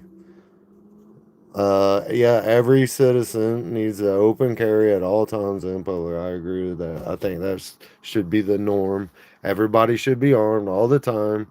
During every protest, during everything that you do throughout your life, you should be armed. I certainly am. Florida, thankfully, overturned an unconstitutional thing that stopped us from being an open carry state. And now we're an open carry state. And guess what? Open carry, baby. I'm going to be very clear with you. I don't care about this Erica Kirk, Candace Owens bullshit. That's a distraction. If you want to talk about what really happened to Charlie Kirk, go through the trial. Facts come out in the trial. Go that way. I don't do this conspiracy theory nonsense of it was an Israeli op or there was a magic bullet or a drone or the guy in the front with a CIA pump gun or any of this shit. I'm not interested. I'm not interested in these because you could. That's the thing with conspiracy theories. If they aren't proven and it doesn't make you satisfied, you're just going to believe what you want to believe anyway. Not telling anybody what to do, not tax advice, whatever. But what I will ask a question. Why in the hell are you paying taxes to a government that is using it to invade and destroy you? That's an honest question. Why are you paying taxes to a government that is actively invading and destroying you? They're spraying us with poison. They're poisoning our foods. They're doing all this shit. They're running human trafficking rings. How far down the rabbit hole you want to go? We're going to frazzle drip and shit. I mean, I've been down a few of them. Let's roll. Bro, hold on. We're talking about the Epstein files, right? We're not going to start labeling people as conspiracy theorists. Let's have a meaningful conversation. Yeah. All right. So let's go back to the topic that I'm actually in here to talk about, which is Epstein, right? That's a real thing and it's a cross-cutting thing, right? And you know, it's very, very clear to me. And if we really want to talk political nature, this is a booby trap.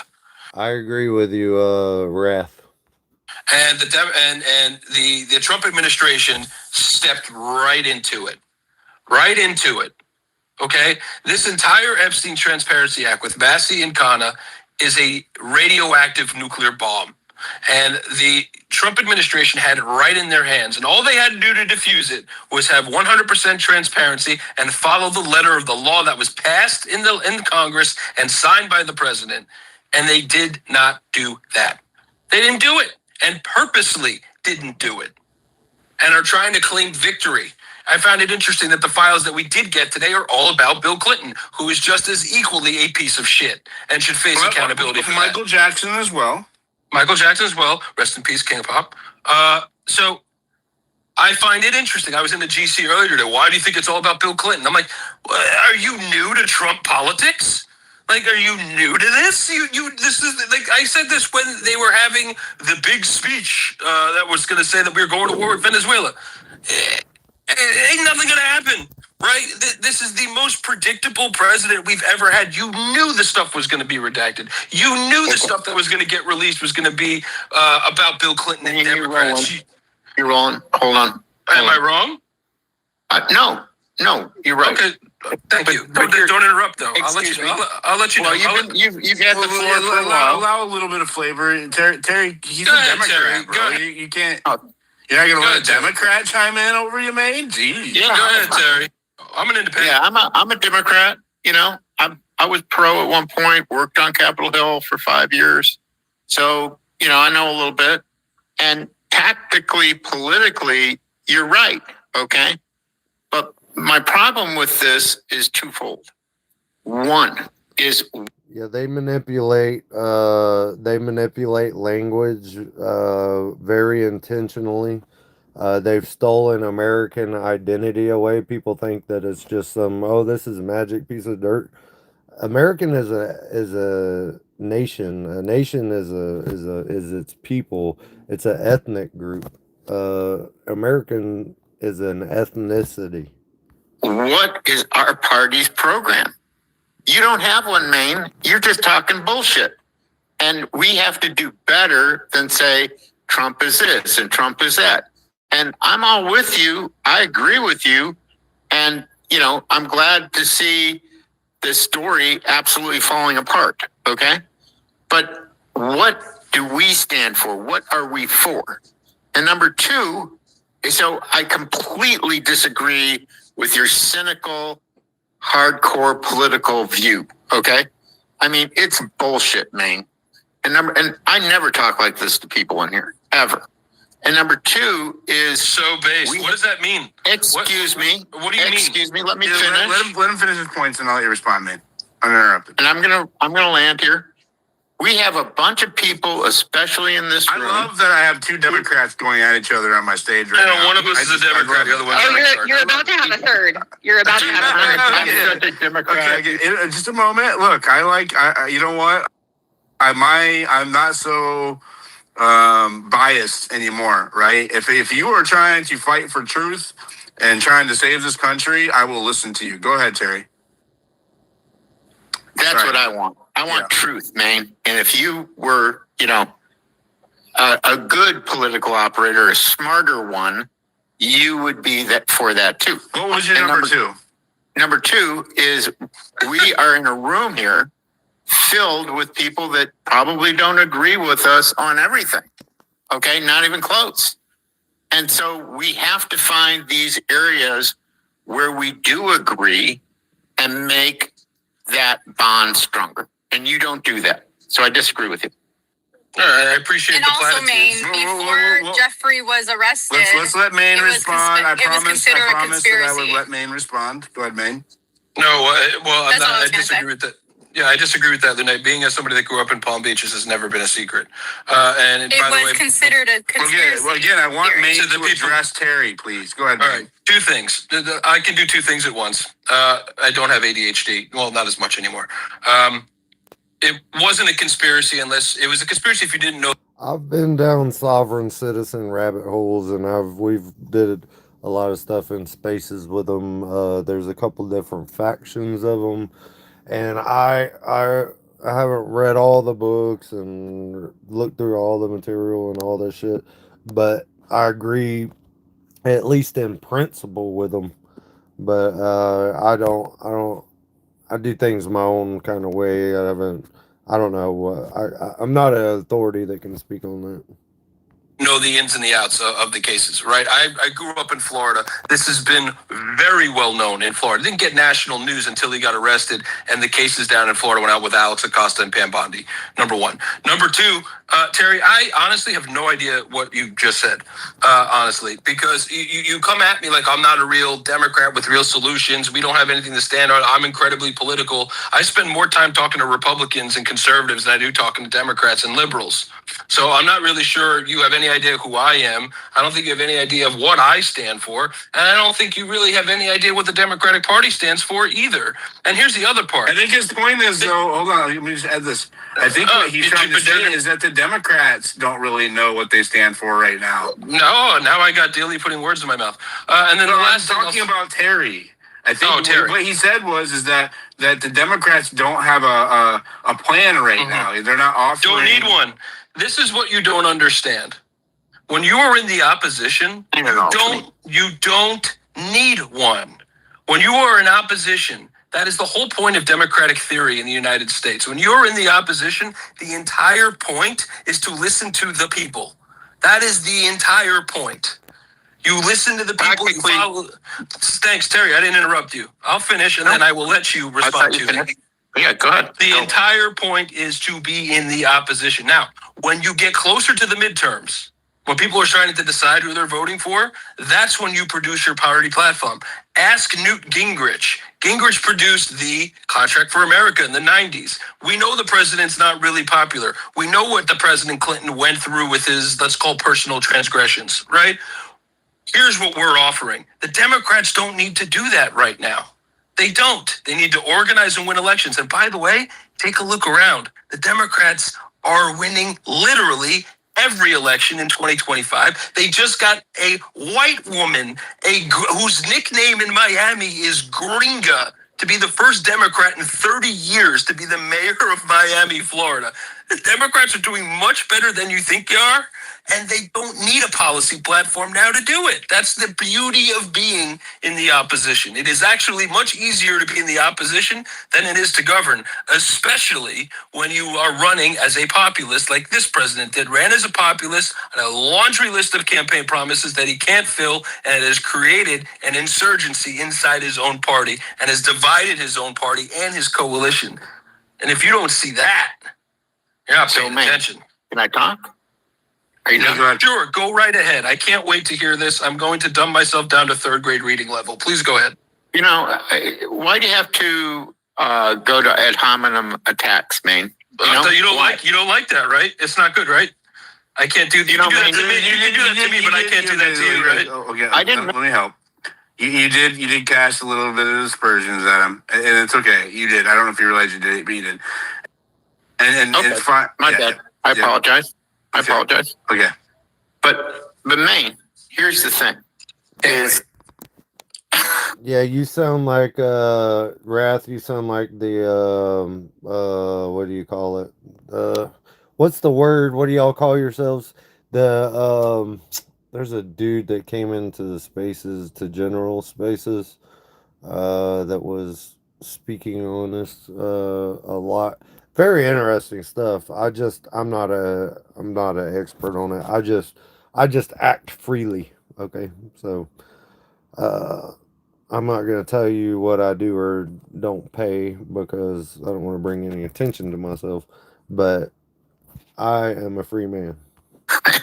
You can't help yourself, man. You just gotta talk. Can't wait. He's trying to trigger you.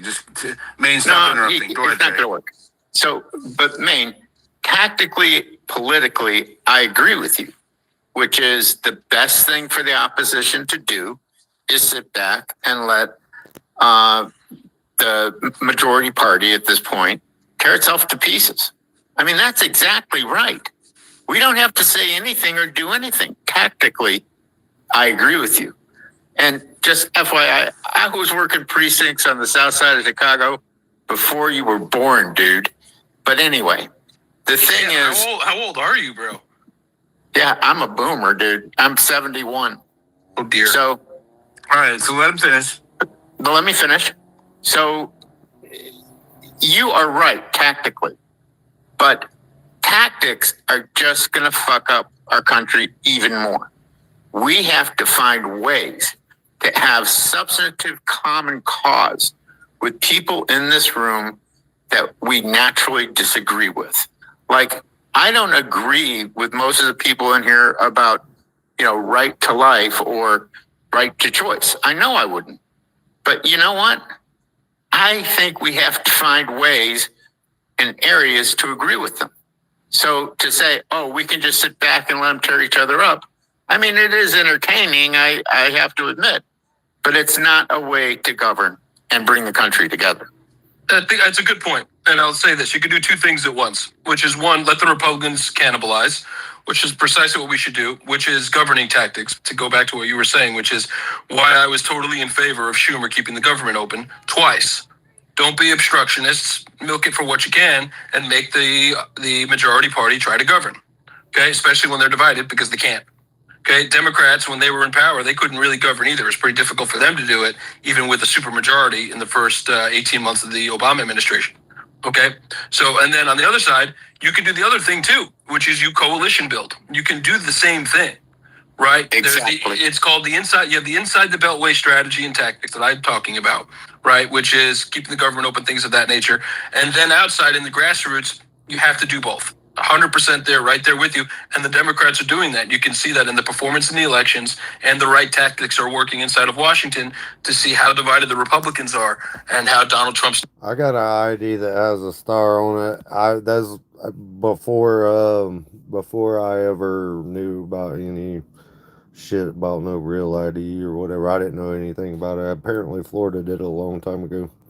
Numbers are going anywhere and everywhere except up. They're going down across the board. I would just, and I'll stop. But, I would wonder how many of the people in this room, especially who tilt right and some very hard right, would say, oh man, that main guy's got it together. I love his viewpoint for our country. And I think it would not be very many. And I think, but I could be wrong, but we got to get a bigger tent. That's all I'm saying. But we're getting there. We're getting there. Yeah, I mean, I'm just convinced by Maine that I want to vote less this year. Excellent. We'll take that. Well, that's good too. No, I'm just kidding. Please, you act like Democrats aren't disillusioned. You're talking to one who is telling you he's disillusioned right now. So, okay, let's go to some other hands. I want to bring it back to the topic as well. Go ahead, this authentic. Remember, let's keep it about Epstein. Stop spamming me with emojis, by the way. I'm not doing it. No, not you. A bunch of people are. It's annoying. It's Casey, by the way. Just to let you know. But okay, so Maine, I lifelong Democrat, and I ventured into this arena by ways of Charlie. And here's what I will say, because if you are this passionate about Epstein, which clearly you are, and I can tell that you have wealth of knowledge when it comes to like politics and strategy and everything like that, like you obviously care about the truth. And at the end of the day, this is where I'm at. I feel like parties are the distraction, because as long as there's parties, as long as they keep us fighting against each other, right, and trying to have a stake in this game, the game's rigged. And everyone's bought and paid for. Everything's fake and gay. Yeah, it's hard to argue what this chick is saying. I'm gonna have to go look her up. But yeah, I think Trump sold out. I think I believed in Trump wholeheartedly. I ain't gonna lie. I was completely fooled by him. I was wrong. I'm sorry. But he's Israel first, man. He's just building him and his family's wealth and selling out the American people, or it certainly appears that way.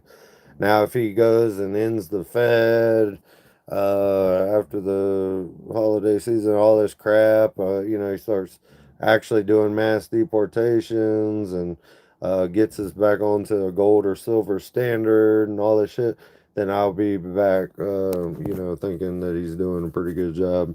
But That speech where he brought Miriam Adelson up and just slobbed on Israel's knob for what, all that shit. I'm fucking done with that shit. That's treachery. It's treasonous. They're traitors. If you're not America first, in my opinion, fuck off. And we're going to see that with Epstein. And it's like, if we don't come together to some capacity, we are going to lose our democracy in its entirety. Constitutional Republic. Constitutional Republic. Sorry, I had to correct you. Constitution. Thank you. Okay. Yes. It is. There is so much foreign influence, and would you agree with that? That we have too much foreign influence in our politics? Yes. And it's not just foreign. It's not just foreign, right? We are. Why do I think that we are better off being back on the gold standard? That's got to be a joke satire question, right? That's got to be a joke. Seriously? I'm assuming you're joking. That you wouldn't rather have money backed by actual thing. You like the fiat money system. Is that what you're saying, James? I'm honestly asking. We are purposely being divided by a uniparty donor class that spend money on both sides of the political aisle, and I have seen this in my own life and in my own experience as being a Democratic Party operative, and I have seen it. We're not in debt to shit. That's all theft. It's all thievery. We need to take back everything that they've stolen from us as the people. And there'll be no more debt, dog. That debt is fake and gay, just like the left and right is fake and gay. It's bullshit.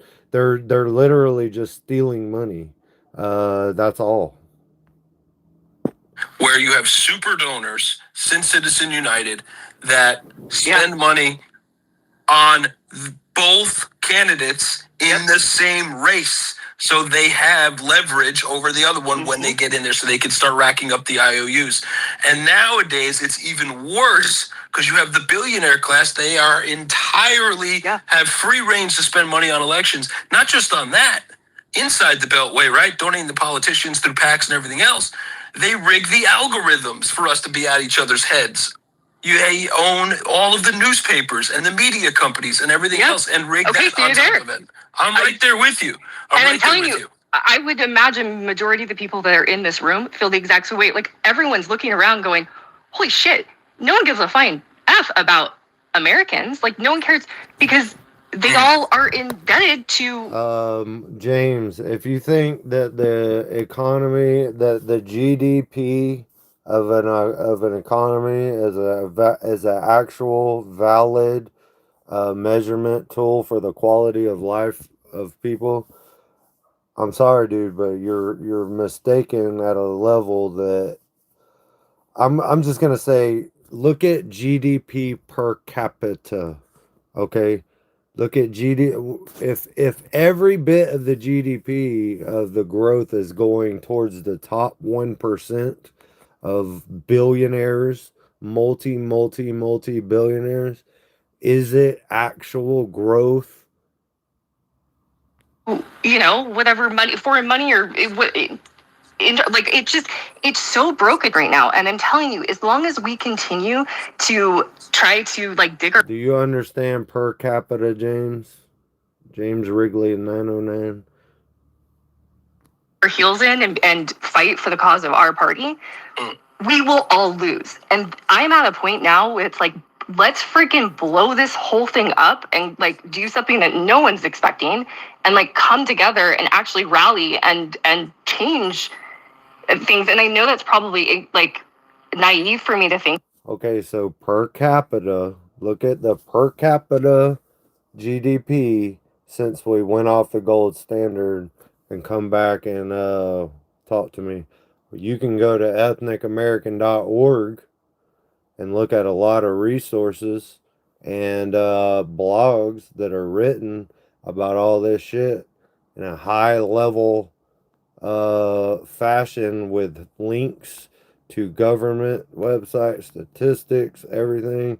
There's a whole bunch of information out there you should probably try to educate yourself on if you believe in fiat money, GDP bullshit. Think that we have that power, but like, Yes. what else do we have? We're gonna lose this country. I think you're spot on there, but here's the one thing I will tell you. We are so entrenched right now in a binary political system that the only reason why, and by the way, I changed my party registration this year. I am an independent, but I do what one of my senators does, Angus King. I caucus as a Democrat, right? Because I've yet to find a Republican that's got the testicular fortitude. EthnicAmerican.org is the site. There, James Sewell has done an amazing like multi-part series of your American history. EthnicAmerican.org. The receipts that he brings is absolutely wild. This dude is like Thomas Jefferson or James Madison type of our time. I know that's wildly outlandish to say, but if you go and read his work, you will see exactly what I'm talking about. And it's just a massive resource. This is not AI, dude. I know the dude. I can talk to him myself. Have a personal relationship with him. He's a great dude, and he's super intelligent and really good at writing these historical articles. Oh, the space jacked up. Stop messaging for a minute so I can see the time. 1:26, so hour and 27 minutes. We gotta redo this. The other one? Yeah. All right. His constituent, one of his constituents, 26? When we all learned this yesterday, was in my space. You stand up for middle and working class people with. Did I say 56 or 26? Oh, shit. An economic populist message and hold true to it. And actually rally and change things. And I know that's probably like naive for me to think that we have that power. But like, yes. What else do we have? We're gonna lose this country. I think you're spot on there. But here's the one thing I will tell you. We are so entrenched right now in a binary political system that the only reason why. And by the way, I changed my party registration this year. I am an independent, but I do what one of my senators does, Angus King. I caucus as a Democrat, right? Because I've yet to find a Republican that's got the testicular fortitude to really stand up for middle and working class people with an economic populist message and hold true to it. Even when they get elected. Even mass. Yeah, if your stock price can drop 1,000% in a day, you never had that money. That's correct. Just like if your home value says like mine does, like I think I paid 180,000 for my house, and now it's like worth like 400,000 or something. If in a year or so the market completely collapses or whatever, and it goes back to, I hope it goes down to 100,000. So that my kids can afford a freaking house. I hope it goes down to 50,000. And I wouldn't mind at all being upside down on my mortgage. I don't know how y'all feel about it. Massey. There are times when I agree with Massey, and there are times when I disagree with Massey. Right? There hasn't been one. Do you really care about Epstein, or do you care about it politically? You know what I mean? Like how? What's your motivation? Be honest. First of all, now I'm getting offended because let me tell you something. And I get really pissed off when people make aspersions when I just asked. I'm asking you a question. I'm going to answer it now because now I'm pissed off. Because I have made it abundantly clear how important this issue is to me. Twofold. I grew up in Palm Beach, Florida. I know these people. I know the darks and the ins and the outs of the cesspool that is Palm Beach. I went to high school around the time that Jeffrey Epstein was plucking girls out of those public high schools. This has been an issue in my hometown for going on 30 years. in Palm Beach, Florida. Fuck YouTube, you're offended? Well, get the hell out of here, dog. You know I love you, fuck YouTube. Yeah, nobody cares about your hurt feelings in this space. If you're in this channel, on this chat, or whatever, nobody cares about your feelings. We can be racist in here, or bigoted, or homophobes, or anything. Nobody cares. This is free speech, and fuck off if you don't like it. I wouldn't care if Bill Clinton was the standard bearer for this Epstein stuff. I had already called him a piece of shit in here. The problem I have in that people don't understand this and don't spend enough time on it. This is not political. This is class-based. This entire thing is protecting a class of people by using the government to do so. That is the entirety of this point. And if you listen to Massey and you listen to Kana, that's truly what's at their root of their concern. They don't give a shit if Donald Trump's in here. They don't give a shit if Bill Clinton's in there. They want to know where the money is, where it went, who it came from, and why the government is being used to protect them. There's a reason why they call Palm Beach one of the darkest places on earth. And why it's called Wall Street South. So wouldn't it be a better idea to not make it a partisan issue to where it's like, you know, and stand for the American people as a whole and get out, you know. Duh, yes, Noxie, thank you. Yes, that. We remove ourselves from this forced choosing between left and right to just choose for Americans. Like, Montana has the way to get around Citizens United right now so that we can get that out of our politics. There's ways to get around. We have to do something to get around the system. And as long as we continue to play the left versus right game, we're going to be stuck in it. And I think that that's what some of the people here and what I'm getting from some of the Democrats in the chat is that they don't want the partisan infighting anymore. Like, we're tired of it. We're tired of playing this game. We're tired of being maneuvered like puppets.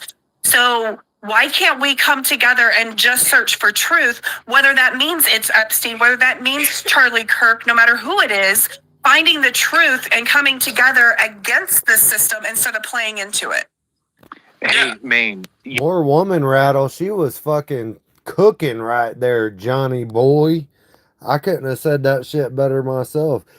Right, left versus right is faking gay. The only thing that matters is truth.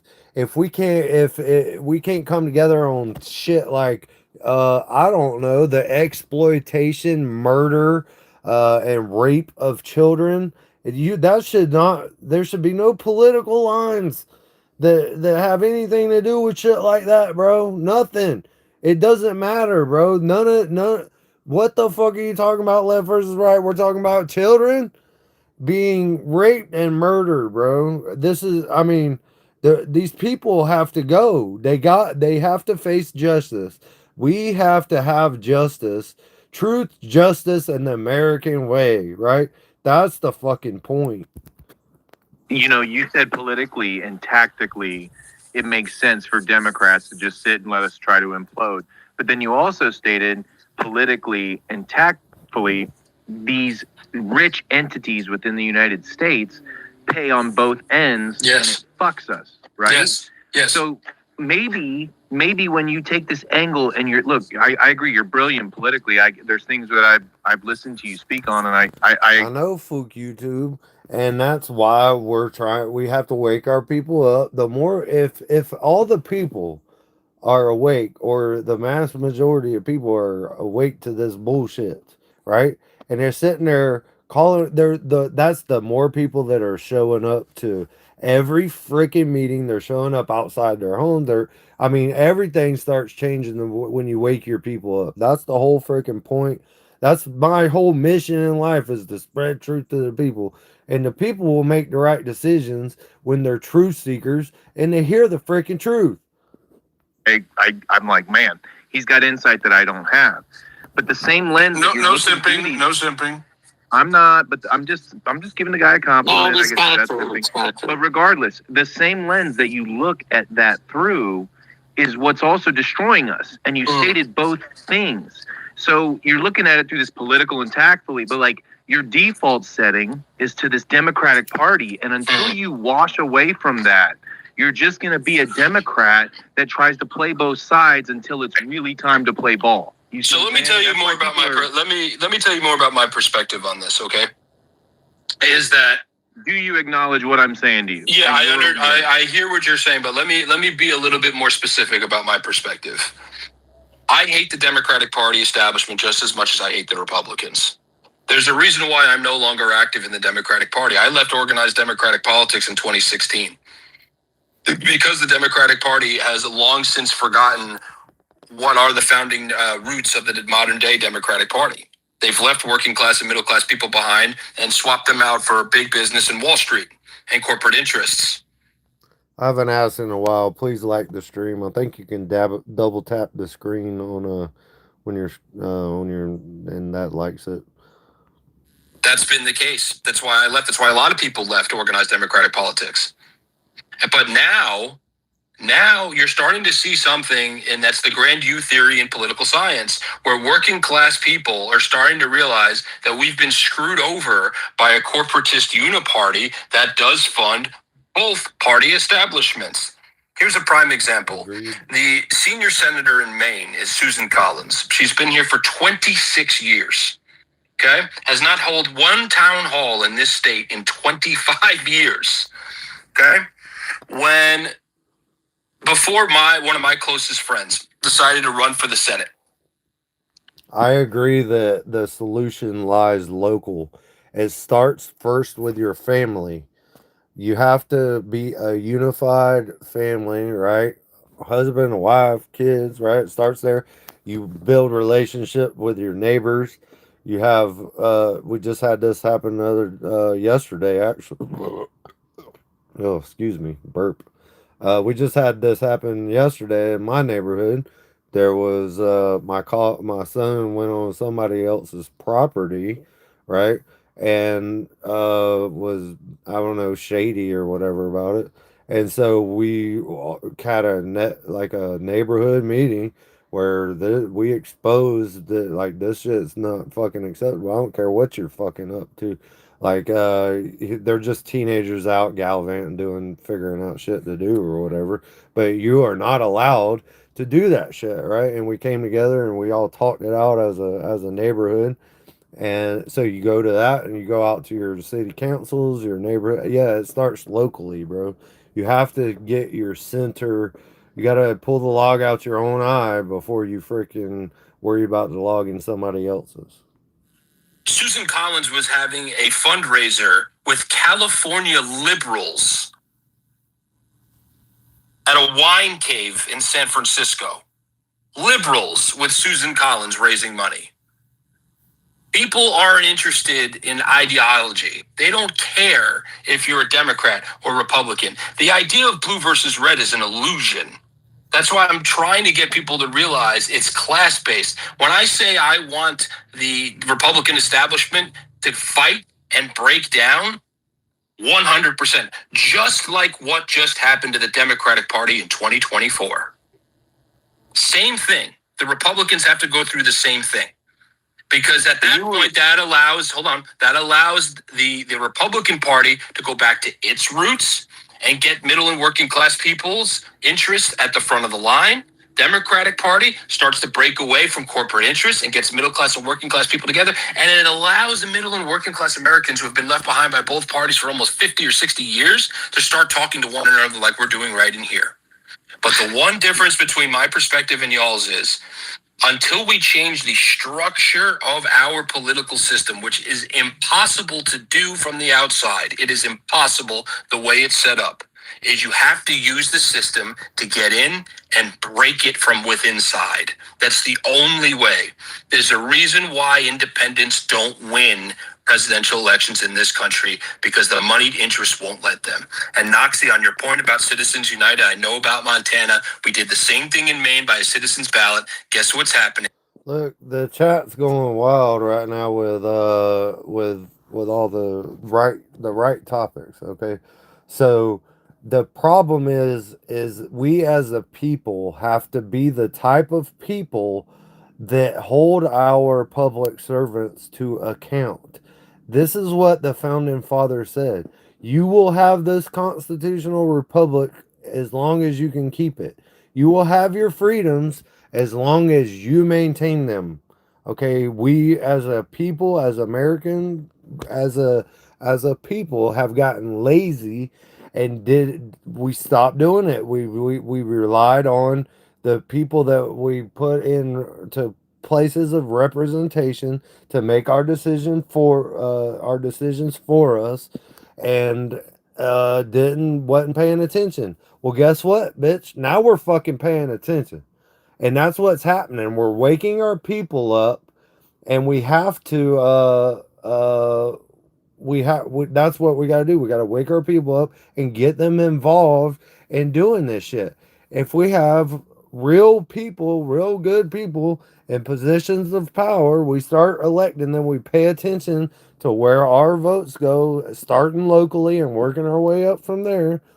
That's how we do it. That's how, I mean, that's the peaceful way to do it. That's the only that's the only non-kinetic way to do it. And if we want to go to kinetic, you have to understand that war is hell. Okay? This is I mean, it just is what it is. We're in a bad spot. We let ourselves slip. We've gotten lazy, and we need to wake the fuck up and make this shit happen. Just like our blood is screaming for us to do, because your American heritage means something, bro. Your DNA matters. It's going through the court process. The entire point of those two amendments is to go through the court process and get it before the Supreme Court, not soon, but 2028 and 2029, when there's a change in the administration, and hopefully we can change some people out at the Supreme Court, because this Supreme Court will not do anything on the moneyed interest and the monetization and commoditization of our political system. I'll land there now. It's not red versus blue. It's us versus them. It's top versus bottom. Maine, I want to make sure that I heard you correctly. You're saying that you don't believe that things can change unless we can get, like, it has to happen within the system currently, and not. But that system's never going to change. So no, that's where you and I. So, what'd you say? How many remakes is it gonna take before people just say fuck it and don't need to see it no more? I don't know. I think my assumption is it will always be this way. It will always be. All you got to do is look at history. It's cyclical, bro. It doesn't always repeat itself, but it always at least rhymes. And so you can kind of see where things are going. That's why they don't want us studying our history. You have to learn history to see how these movements go. Multiculturalism has been tried over and over again, and it always fucking fails. It's bad. It's the Tower of Bible. I mean, look at First and Second Kings. Read First and Second Kings and watch. It's so repetitive. It's the same shit over and over and over. The people go. They find God. They establish this great society. They start turning away from God, and God crumbles the society, because a society crumbles when it's not centered on God. And then those hard times cause people to wake up, and they fix everything, and sometimes violently, sometimes peacefully, and it happens again and again and again and again. I suspect it will always be this way, though. Whenever the public does not remain vigilant, tyranny happens, and then you have to overthrow it, and so on and so forth. It's cyclical like that. I disagree. That's where you and I disagree. If we keep electing, it's gonna be different this time. I promise. It's just like the only. I promise. The only you don't way. Think Gen Z is going to take millions of dollars from Israel? Come on, dude. Oh God! Now we're doing the Israel stuff. Listen, I didn't mention Israel. Stay away from that. But Maine. I'm sorry. Just one quick. If you want somebody to talk about Israel, we have Sam Parker co-hosting. Right? Yeah. Come on. Maine. I agree with everything you said. the thing that I think that's important is we've got to get rid of Citizens United. We've got to. That is probably our biggest problem. And the only other thing to say is you're from Palm Beach. We're supposed to be wheeling it. I disagree with you, Johnny boy. I think it's every man, woman, and child that is awake that will put everything back in order. It is not one man that can do such a thing. Back to Epstein, though. I am. I'm going to get to Epstein right now. Palm Beach, these young girls who he was plucking out of your high school, their mommies and daddies were not going to the hoi polloi country clubs in Palm Beach. They were not. They were poor white girls. Yep. And it was a classic power grab from billionaires. And it makes me sick. And we just got to say what it is. I think we're still fighting the Bolsheviks, just like we always have this idea. I mean, it's a thing that goes back and forth or whatever. It's the same shit that's been going on. Read your history, bro. Do some freaking reading of your history. It tells you everything you need to know. We saw them, and I'm sorry, as white trash. And that's why they use them. And it's gross. And we got to stop it. I'm done. Appreciate you. Let's go to Maze Love. Go ahead, Maze. Bring some of that feminine calm and sound bowl. You got any sage? Not that sage? much. I'm not trying to put people to sleep. I mean, you could add a little trifling to it. It is Friday night. We could do some popcorn. We're in the middle of a huge windstorm up here. It's blowing 80 miles an hour out here. If I lose power, I'll be back. Oh no. Well, I know there's jokes there somewhere, but I'm not gonna go. Go ahead, Mace. I knew you were gonna do it. I knew. That flew over my head until you highlighted it. Thank you. Anyway, so I this is something that kind of an epiphany I had recently is that, like, looking back, it just seems that our problem, and many of you have spoken to it actually tonight, has been that we would protect the treasonous traitors if it was our party. And, and then like we would kick and scream when it's the other party. And whenever we would do that, we would kind of, just because it's like this default thought that it just anything but the other side being in office. So we have to, they would come together and they would like literally defend the traitorous and treasonous actions of whatever administration it was.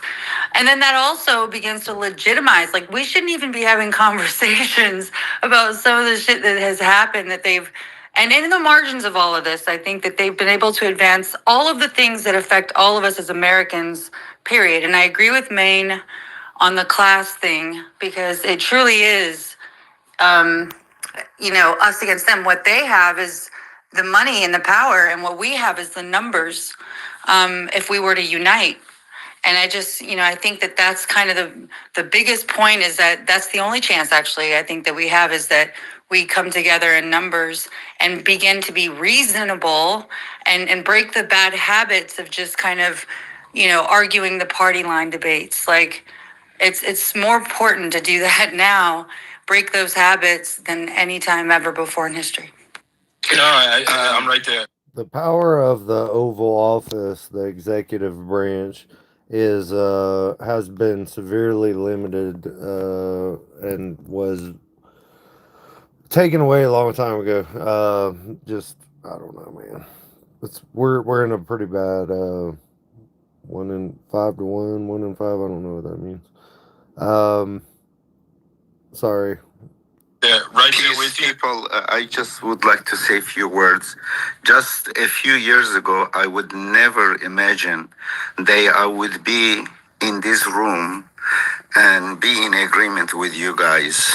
I was... I don't think it's necessarily a class war. I think that it's actually a battle of good versus evil. A very passionate progressive Democrat. And unfortunately, imagine that I am a lawyer. I taught philosophy for 23 years. But my first paper when I was at law school at the University of Arizona was about finance, campaign finance. And that time, I was a Pollyanna, a kind of new immigrant for my freedom to this country. And then, oh my God, I found out incredible, horrible process of so-called democracy. I found out that it is plutocracy. It is basically money. But since then, the Citizen United, I think it is the worst case against American people. Basically, our government has been infiltrated, corrupted, and hijacked by corporations and also by Israel. And therefore, we need to be united. And I do think that Satan's greatest trick is convincing people that he does not exist. I'll leave it there as far as our problems go.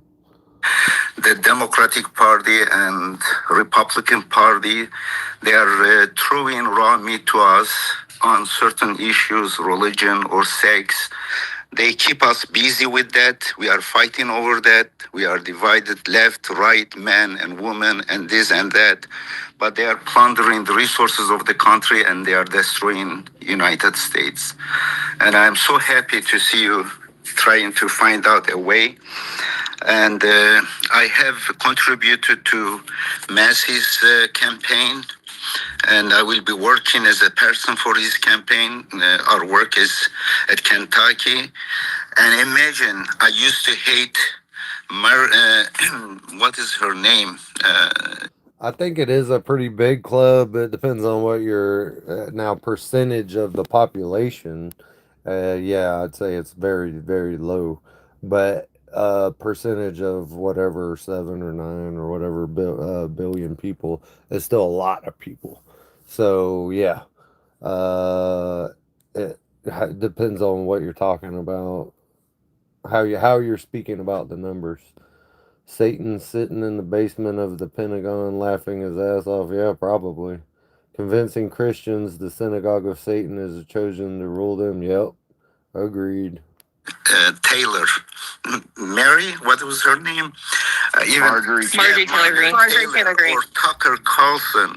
I used to watch CNN all the time. Imagine, very highly educated person, but I was duped by them. And now I find them, these are the people with heart, with really compassion, and they are the peacemakers. And while we are wasting our budget, our energy, our blood on foreign wars, to which those people who declare wars, they themselves and their kids do not go fight. The children of the poor people go kill the children of the poor people for some whatever reasons. And China, look at China. They are not fighting. They are not spending their money on wars, and they are excelling. Look at technology in China, incredible.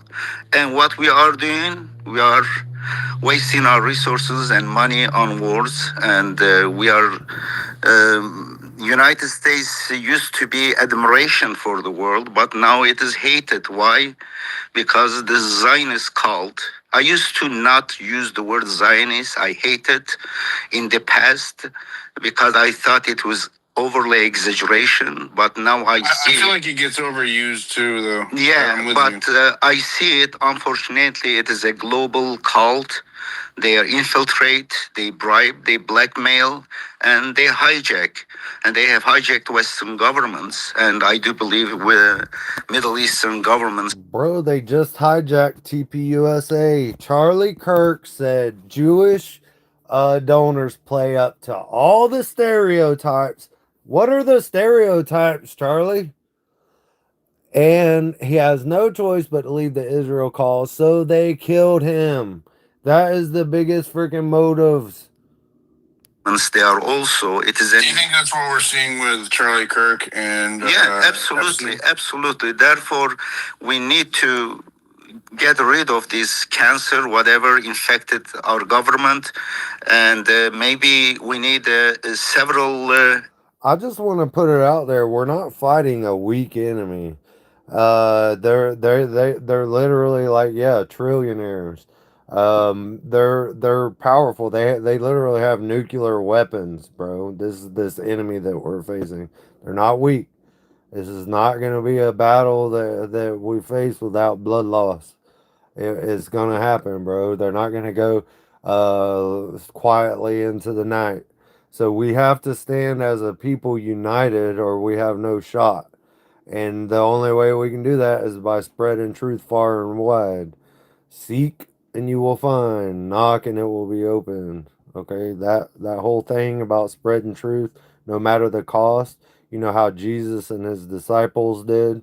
They literally spoke truth until they died, or were in prison and then died, or whatever. That's what we're called to do as a people. And if we're not doing that, we're going to be ruled by Satan. Amendments. One is separation of corporation from the government. I love the Constitution. I studied deeply. We need to ratify the free market. 100%. Exactly. I think we need a constitutional protection against corporations, big money, and billionaire class.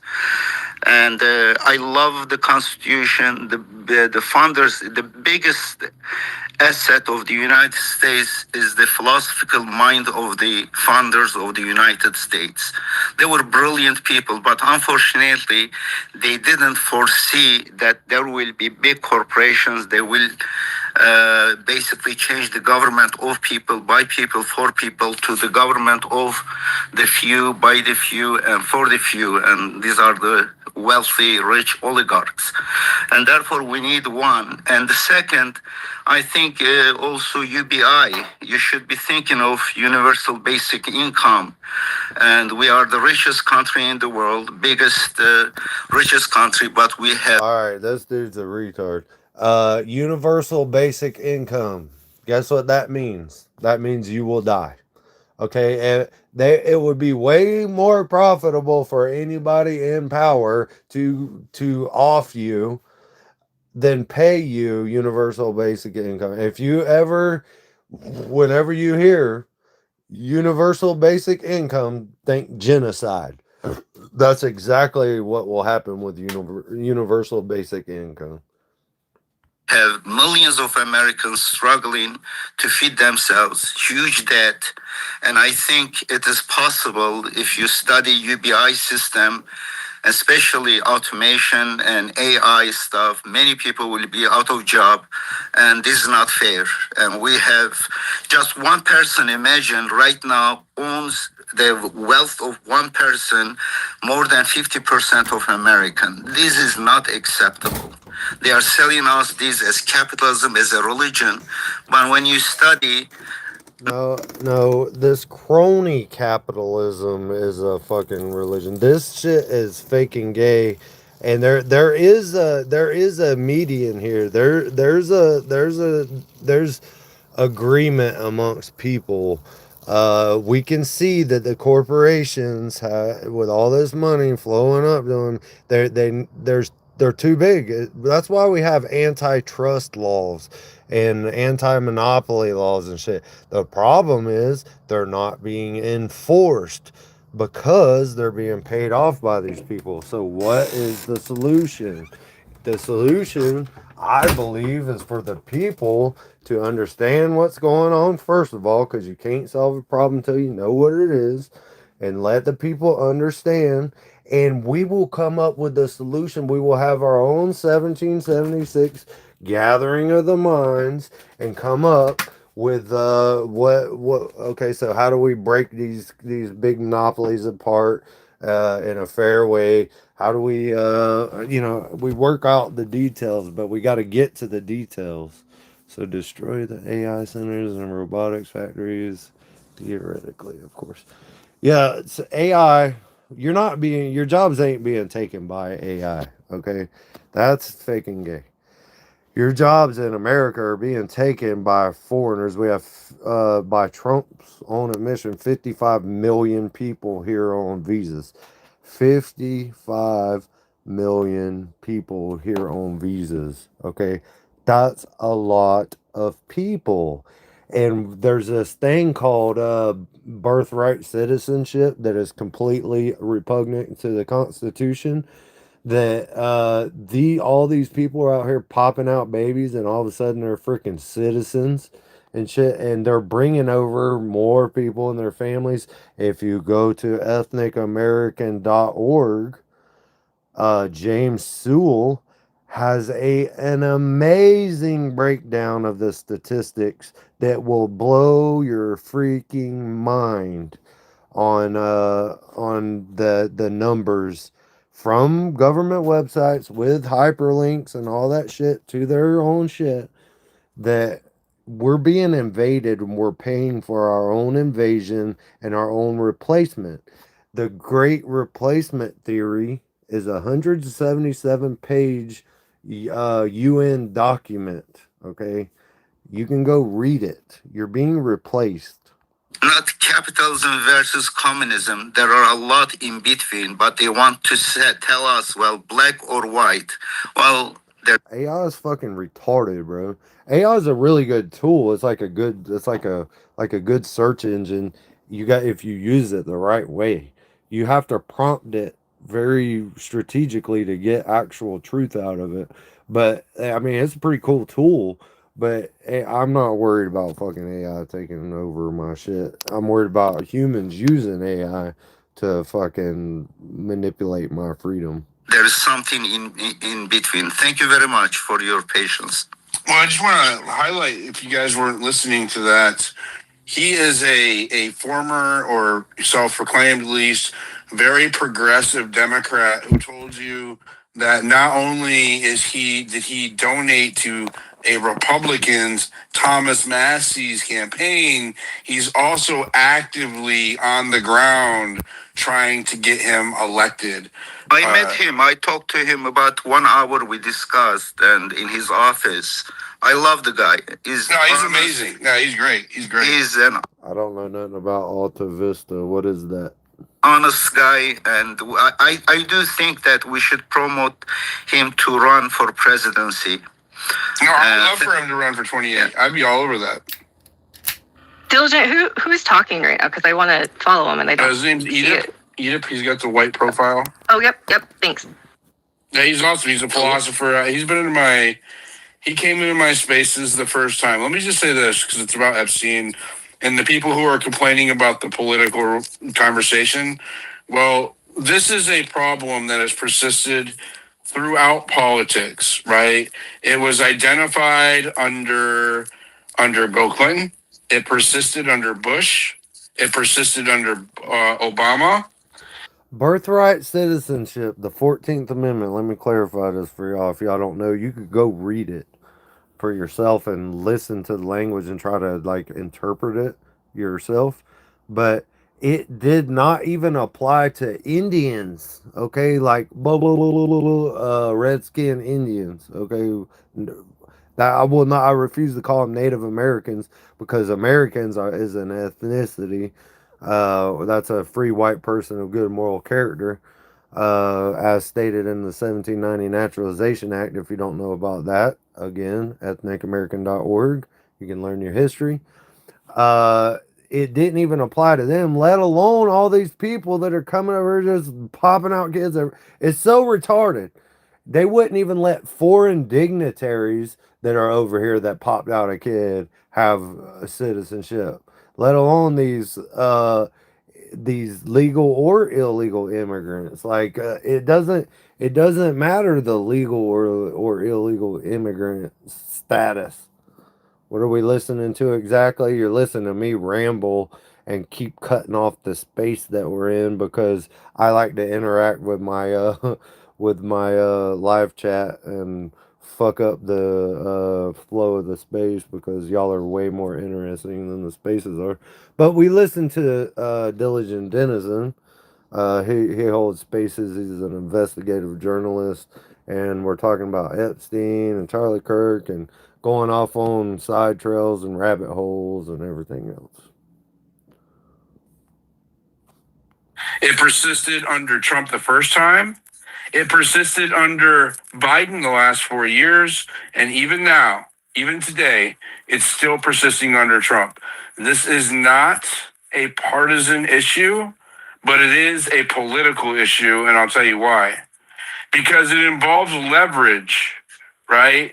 And power brokers within the United States, not just blackmail, but leverage over some of the most wealthy individuals in our country that donate to the political class, right? I'm talking about the Leon Black. Nunya, are you Nunya from X? Do you have a X profile called Nunya that you do spaces and stuff? Are you that Nunya? The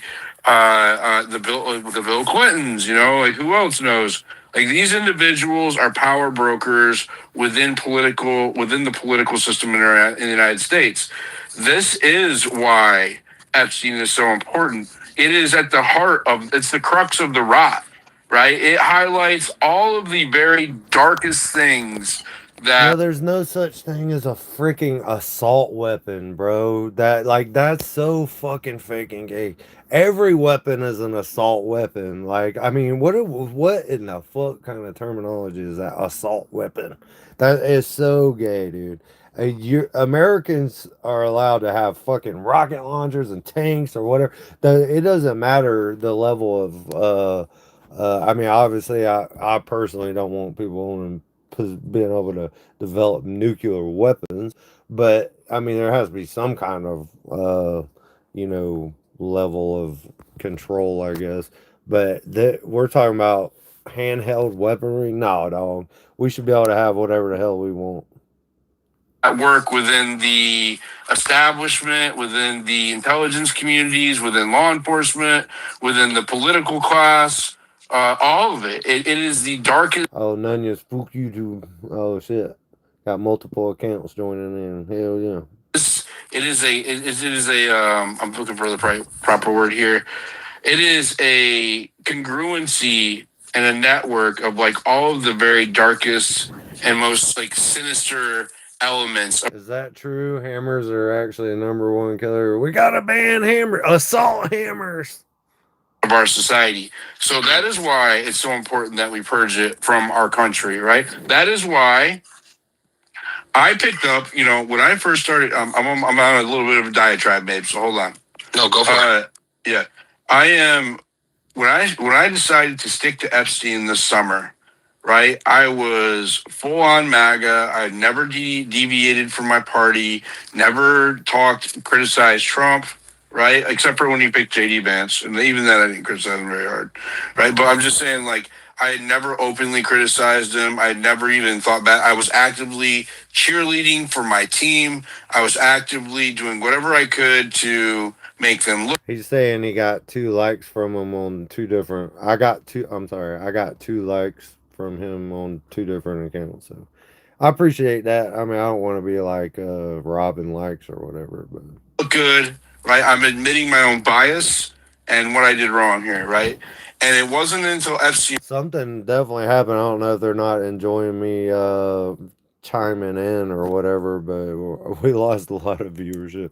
But I much prefer hanging out with the chat. That's kind of the point of the deal for me, rather than exactly. I don't know. I guess I probably should just let them talk and stay on topic or whatever. But y'all are cool as shit to hang out with. So. Occurred where I found something that the administration was doing that I could not reconcile with my core principles, right? Which is pedophilia and child trafficking and all that. I just can't do it.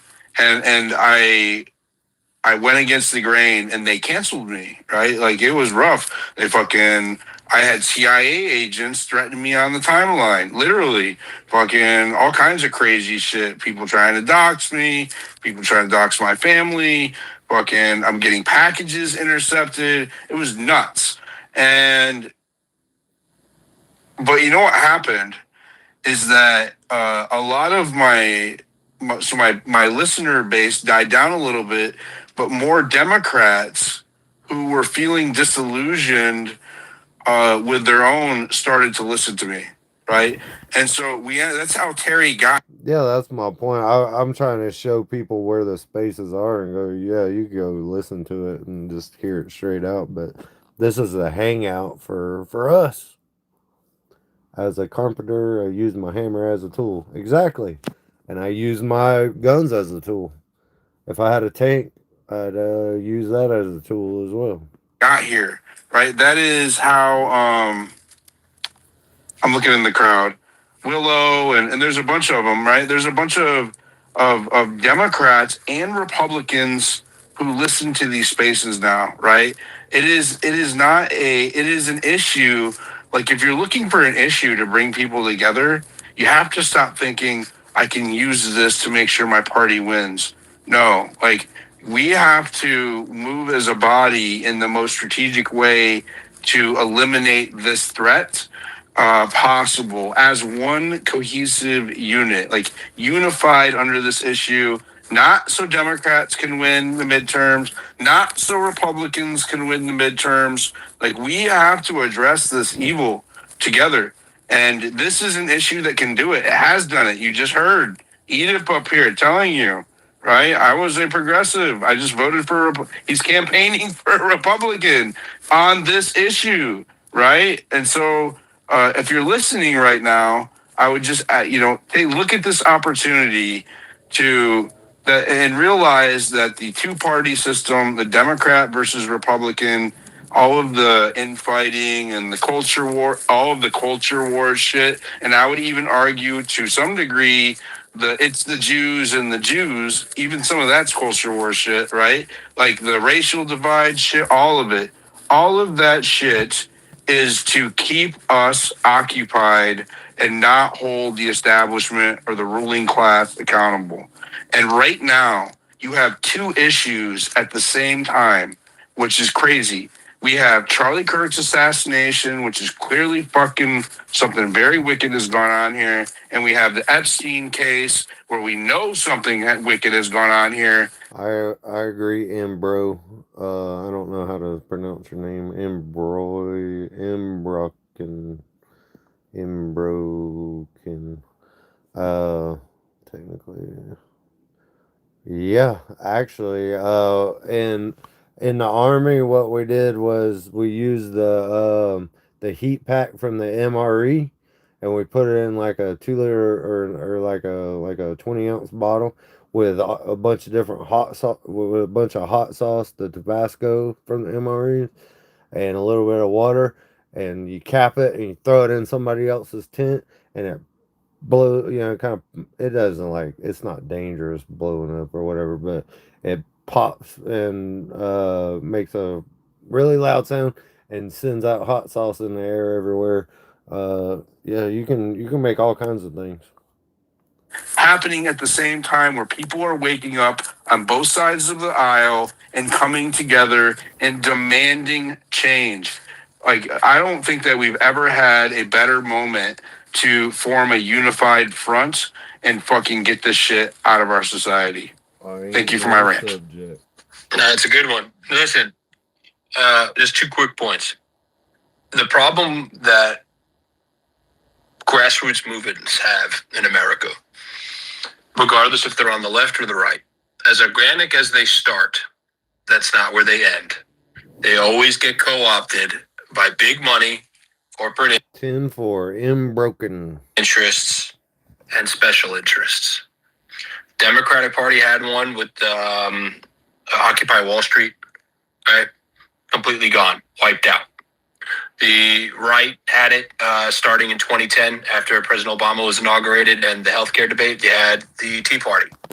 Tea Party started. Well, my name's Mark, and for those that y'all don't know, my name is Mark. Out as organic, small, limited government conservative movement, completely co-opted by the Koch brothers, American for Prosperity, and ALEC.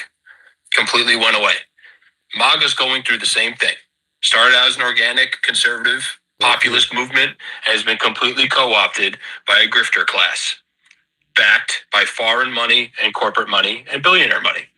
It happens every single time in this country.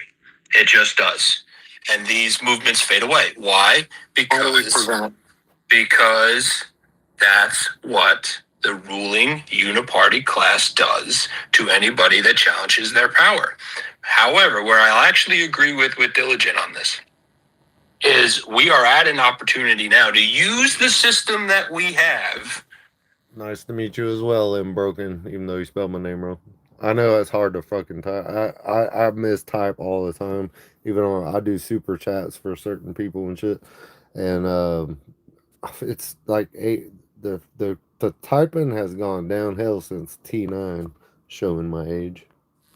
And use and marry the people power and the power of money in smaller amounts, and you pool that money and you push forward, right, against that. That's the only way you can do it in this system.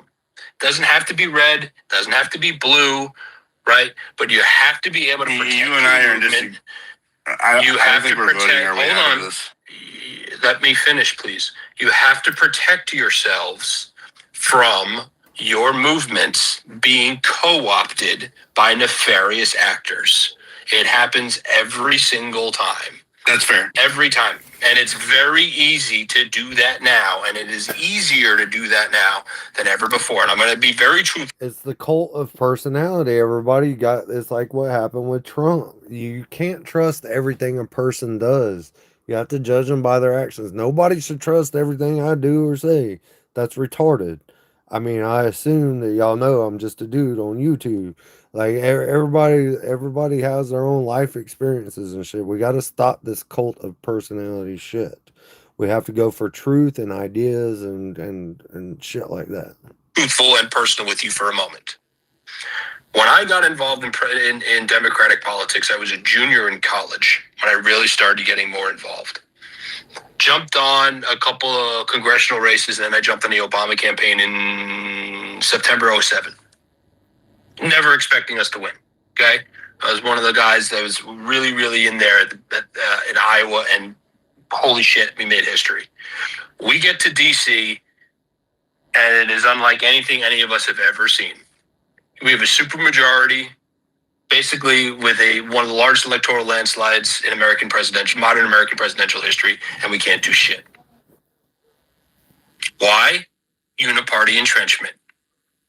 And Wrath is a dork, dude. You built a DOS computer at 6 years old. Yeah, bro. You're my type of people, but I'm not that smart to be that dorky, but I love me some dorks.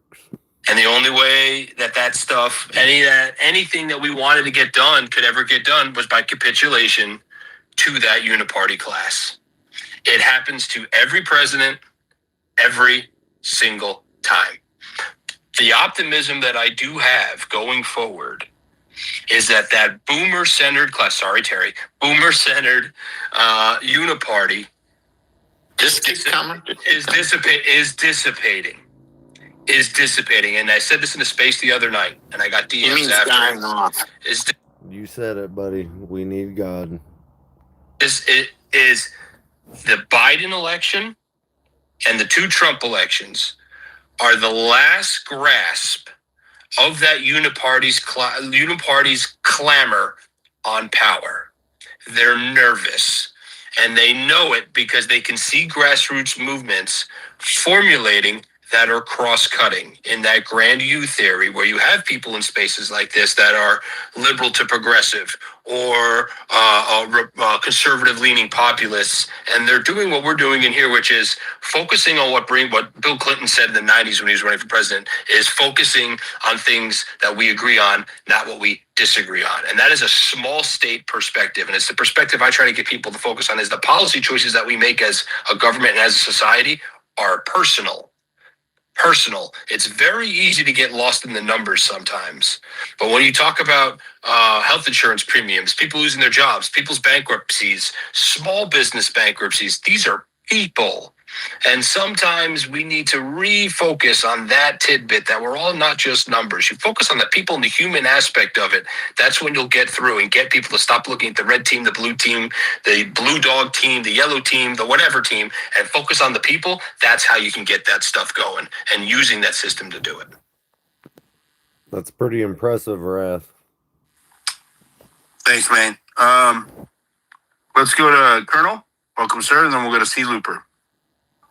Yep. Hey, Dilly, enjoy this space. Obviously, it's, you covered the Charlie Kirk, and we're back on the Epstein. But here's the thing: is Maine's been dominating the conversation. So I gotta ask him about this because the populist side of Maine. So Maine's been dominating the conversation, and the way to change that is to ask him a question. Yeah, that's what I want to do, right? Because interesting. Go ahead. I'm on the other side of a lot of issues with him. However, he's very articulate, smart, and tells a damn good story on the populist side. So the issue I've got with Maine is not just that he likes Ron Wyden, who's a wraith of a human being, but the big thing is like what we're talking about here is he doesn't acknowledge rigged elections. Like he doesn't acknowledge that there's industrial scale voter fraud in the system. And I think he knows it's there and he's not talking to it. And that's an accusation. So I want to give him a chance to respond if he believes that we have actual like industrial scale voter fraud. Like Kamala Harris won every single state magically that didn't have voter ID. And I'm with you, Dilly, on we're not voting our way out of this, and I'm already prepared for the zombie apocalypse, but I don't want it to come. But if Maine could explain to us that our elections aren't rigged, or if they are, then why won't he talk about those things? Thanks, man. I've been in spaces with that. We affectionately call the Colonel the riggers guy because that's what he wants to talk about is all the elections are rigged. You're the riggers, right? That's the riggers guy. You are the riggers. Who are the riggers? Right. That's who we have to affect. Who are the riggers? Thank God I haven't had any tequila tonight because this could get very politically incorrect and I could slip up really bad being a good old Southern boy. But let me be perfectly clear. I do not believe, and I don't share this view with you, that there's widespread election fraud across the United States. I do believe, and by the way, and I think I'm going to say two things. One, I think the fact that we have a decentralized election system in this country is what makes our way that we elect people better. I do not want the federal government. I don't want the federal government controlling elections in the states. I don't, because you're just asking. You're asking for it at that regard, right? I don't want any president or anything like that changing the nature of elections in 50 states. That's so Dominion and Smartmatic owning the voting systems and running that in Georgia and all the swing states. And Venezuela and wherever else. Right? Yeah. So our elections aren't rigged is what Maine is saying, which is hilarious. It's off topic, though. I love a lot what you're saying. Well, it kind of goes to the power structure, right? Which is Epstein, which is the blackmail and everything. So it's all there, and you have the blackmail. Trump's in charge right now, dude, and the Epstein files are not happening. I got it. I understand. So then listen. We have the we have the House, we have the Senate, we have the executive, and we have the Supreme Court. Right? How do regular elections have anything to do with the release or justice of the Epstein last night or 2 nights ago? Diligent, you got Noxie not you. Noxie got Thomas Massey in, and it was great to hear him there. But it goes back further than that, Ian. Same thing. It's a limited hangout with Maine and with Thomas. They won't talk about the industrial scale voter fraud. And there's a little lady called Tina Peters, and I am pissed about this because she's a Gold Star mother who exposed the industrial scale voter fraud. And you covered Dilly, Noxie covers it. Maine doesn't even acknowledge that a Gold Star mother's in prison for exposing her being a Gold Star mother has fraud. Nothing to do with her jail sentence. You're a monster for believing. Thank you. I don't want to have this debate. I always find Diligent. I always find it interesting that when we're talking about election rigging, like all the elections are rigged, but Donald Trump won fair and square in 2024. Right, like if we're gonna be honest, I'm so suspect of the system. I'm not taking any of that shit for granted anymore. Right, I mean, they're honestly, all fucking rigged, if you ask me. Everybody forgets the bomb threats on election. I'm jaded, bro. I'm jaded. Listen, I want to go to some of these hands. You guys have been waiting patiently. Bottom right corner, everybody, please repost the space. We are talking about both the Charlie Kirk assassination. We do have more to cover on that topic. Sam, are you there? Like he's dropped out or something. Let me bring him back up here. Bottom right corner, everybody, please repost the space. We are going to go back to Charlie Kirk in a minute. I do want to continue to talk about what's actually in the Epstein files. What have you guys seen so far? I have not had a chance to look through them. I saw the Michael Jackson ones, with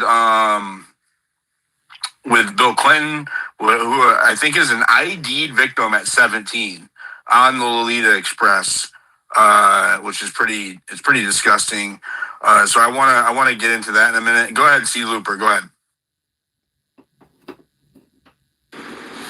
Yeah, it like I just want to circle back because I feel like the chat has gotten off topic with the uniparty system. And what I mean by that is Democrat, Republican, it doesn't matter. We're bringing it back to Epstein or Charlie Kirk. Yes, that's exactly where I'm trying to go. And so I've noticed going through my X feed, and actually I think I posted in the comments down there, in the chat or whatever you want to call it. I had to get into a queue to go through it, and I couldn't find nothing. Like, so make that make sense. Why can't? Okay, but I see Zionists on Instagram or on X. I'm sorry, on X, posting all this redacted information. So where's the truth? Where does the truth lie? Because at the end of the day, that's what we're searching for. We're searching for the truth, right? That's where we're in the spaces. That's why we're here. I mean, to be fair, it's Republicans, Democrats, Zionists, etc. Like everybody's posting those redacted pictures. It's not just yes. It's all uniparty slop. So we need the truth. We need the truth. Like, where do we go to find the truth? We come to spaces to find the truth. Let's get real. Right on. So that's all I have to say on that. And if somebody can provide a liable, reliable answer for me to find the truth, because that's what we're all that's what we're all doing. We do that in waves, and we offer what we can, and you just have to sit back and listen and take in as much as you can and independently verify anything that you hear that definitely piques your interest. Thank you so much, C. Looper. Let's go to Zeus. Thank you. Let's go to Zeus and Big Dev. Go ahead. Hey, so actually to what C. Looper was just saying, you know, when the Epstein situation, before we all knew about the Epstein situation, I would look at it like it was privately controlled, right? Like whoever was controlling the Epstein situation, we still don't know. Was it Israel? Was it the United States? Was it the wealthy people? Was it a combination of all of that? Who knows, right? Was it Mossad, CIA, whatever? And nothing came out. We didn't know about it. We knew these terrible things. We know now these terrible things were happening, but none of those things were released. Well, all of that information is now in the hands of the United States government. So it went from being privately owned, to our knowledge, to being government owned, right? And the same result has happened. The same thing is going on, which is that we don't know shit about anything. The same people that ran it, the same people that were in control, whether they're in control now or whether Jeffrey Epstein was the fall guy, it doesn't matter. Effectively, it's the same thing. In the hands of our government, it's as ineffective to us because we don't know. So that tells me this. They were always in control. They were always a party to this whole thing. Like, there's no other logical explanation. And now you could say they hold the keys, so now they have the power, so they can control these people with the information that they have. But it's very obvious that they're just running interference. I wanted to push back on one other thing before I'm gonna hop down so somebody else can hop up. And that's that Maine was still talking about the Charlie Kirk situation kind of being a non-starter, not caring. Charlie Kirk was talking about wanting to release the unredacted Epstein files within months of being shot and killed. So if you don't see that as a huge problem, and even what I said, you know, nothing got released. We didn't know anything. It wasn't until, you know, they finally stepped in and said, okay, this Jeffrey Epstein guy, they had this search, whatever. And we could even say that whatever reason he went down, but the government hasn't done shit since. And Charlie Kirk comes out asking for the unredacted and he's dead. And I don't give a shit what country it is or who it was, and Maine may have not been drinking tequila, but I was, so I apologize for the language. But they are closely related. And he's not just some Republican mouthpiece. He was a guy that was fighting for the truth. And until we can find an angle where we're not fighting for Republicans or Democrats, we're not going to succeed. When we all say, okay, Bill Clinton was there, so let's all jump, Republicans and Democrats, on his ass until he flips on somebody else, no one's going to get anywhere. We need these guys to drop nukes on each other. We need a little bit here to drop nukes on that guy so that he's going to go, wait a minute, don't drop nukes on me. I got nukes on that guy. And we need both sides to just destroy each other. And that's really going to be the only way. It's not through voting harder. We're not going to vote better. Like, we're not going to vote harder, vote right, vote left. Who gives a, that's not going to change anything. Nothing. We need got a them to drop breaking nukes on statement each other and from Bill destroy the Clinton whole thing. himself. What's that? I've got a breaking statement from Bill Clinton himself, reported in the Daily Mail. And what is it? It says it's the Daily Mail. Take it for what it is.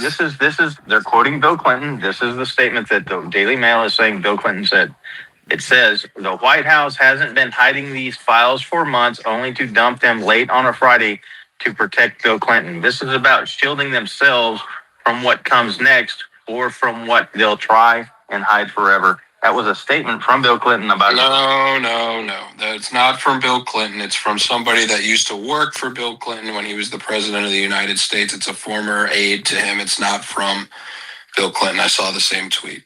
And it was actually not from the Daily Mail. It was actually off that staffer's Twitter account. I did not have sex with that. The Daily Mail's I reporting. did not have sex with that woman. So listen, this is everybody knew. It doesn't matter what the party you align with, if a party, no party, whatever, it doesn't matter. Everybody knew Bill Clinton was in this. This is not new, right? Everybody has known that Bill Clinton is a deviant. This is not new, right? We have all known Bill Clinton is a degenerate and had a bit of a hornball problem. Okay, we've all known this, and we shouldn't take it lightly. Clearly a pedophile. And should face justice if there's stuff that we can get him for. He should absolutely do that. And I'm going to add to this too. Comer, who's the congressman that is the chair, the Republican congressman that is the chair of the House Government Oversight Committee, needs to stop being a bitch and letting Hillary Clinton and Bill Clinton get away from testifying. He keeps allowing them to delay their testimony before the House Government Oversight Committee. Stop doing it. Why aren't they bringing in why aren't they bringing in Dyke and Conan, the executor of Epstein's estate, who ran his operation for 30 years? Right. I asked Ro earlier tonight. I got clarification in that this is now going to, I believe, the second week of January for the Clintons. Bongino is now on the list to come in. Bannon is on the list. All of these people are going to keep going. But here's the thing.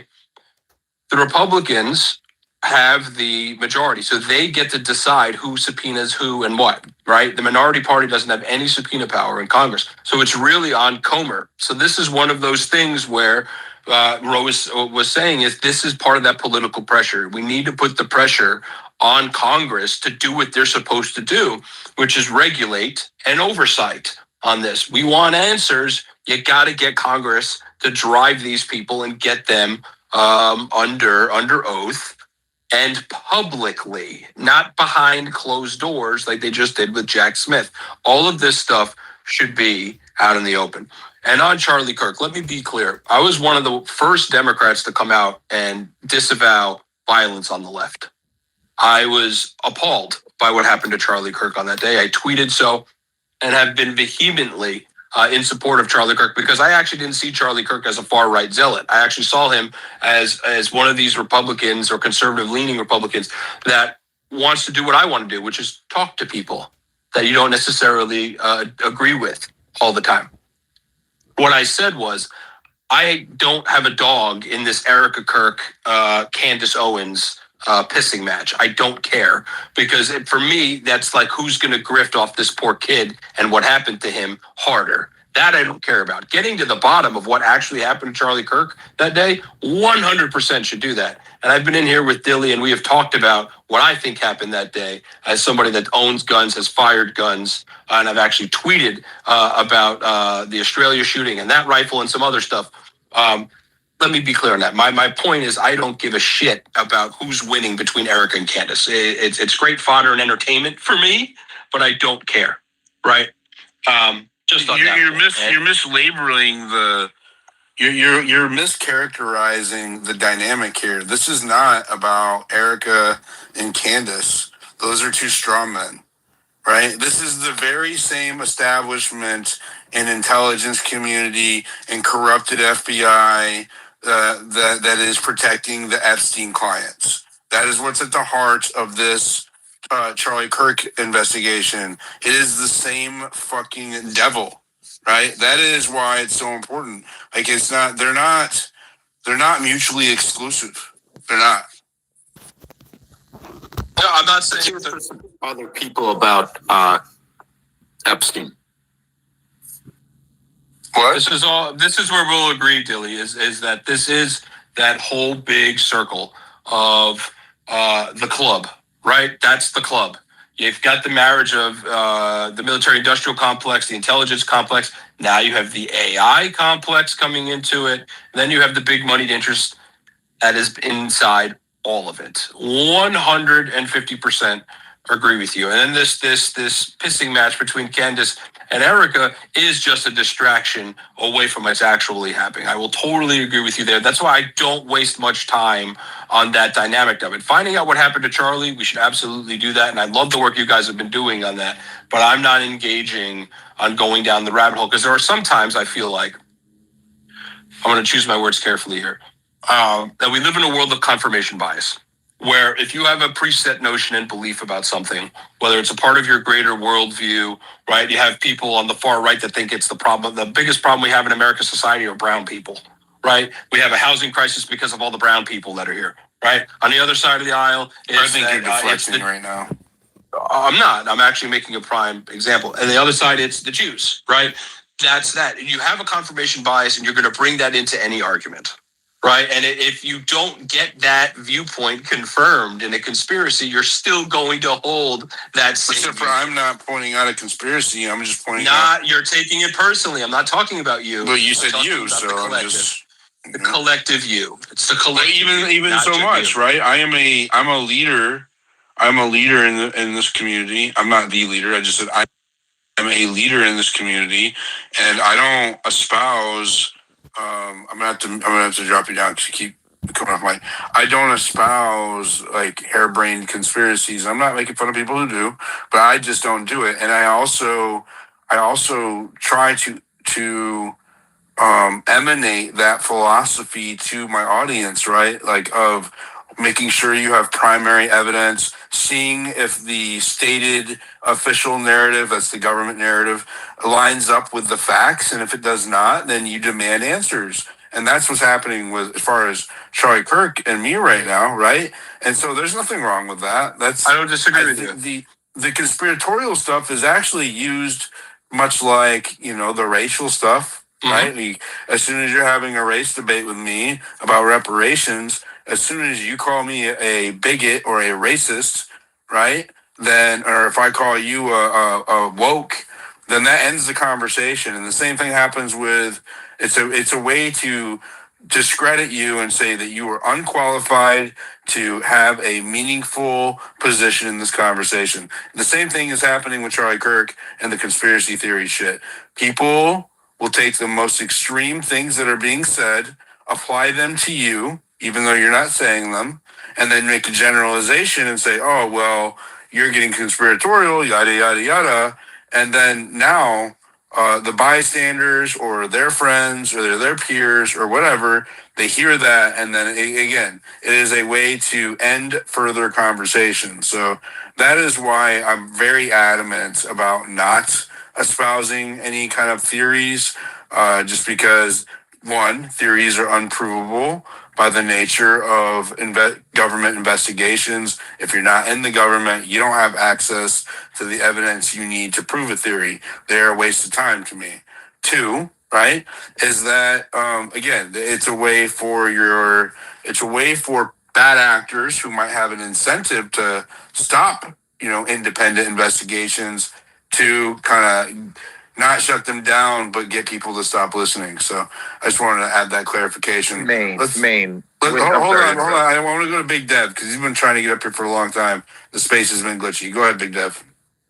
Howdy, good evening, y'all. Thank you for the space, Diligent Noxie. Phenomenal as always. Appreciate the patience. The space crashed me a couple. Sam, I sent you a co-host. We're getting ready to pivot back to Charlie Kirk for a second too. So I just wanted to contribute some lucidity on what we've learned from Epstein and some of the recent Epstein drops. Put forth a timetable, and then I'll throw a question back to you and Maine to help corroborate some of the milestones here. So before I get into it, I'll be real quick. I'll try to get through it in like 20 seconds. Some of the names I'm going to cover are Tom Barrack, Epstein, of course, Tom Barrack in context of Epstein, and IP3 Partners, which has a lot to do with this nuclear stuff we've been seeing and likely even this Trump media nuclear merger. So in the last tranche of Epstein releases, there were those really strange emails, right? We got access to his emails. One of the emails went to a guy named Tom Barrack. It was actually just before the 2016 election. I don't know if you guys remember the email that said, "Send me a photo with you and child, make me smile." That was really odd. That was to Tom Barrack. And Tom Barrack actually did end up replying a couple months after that.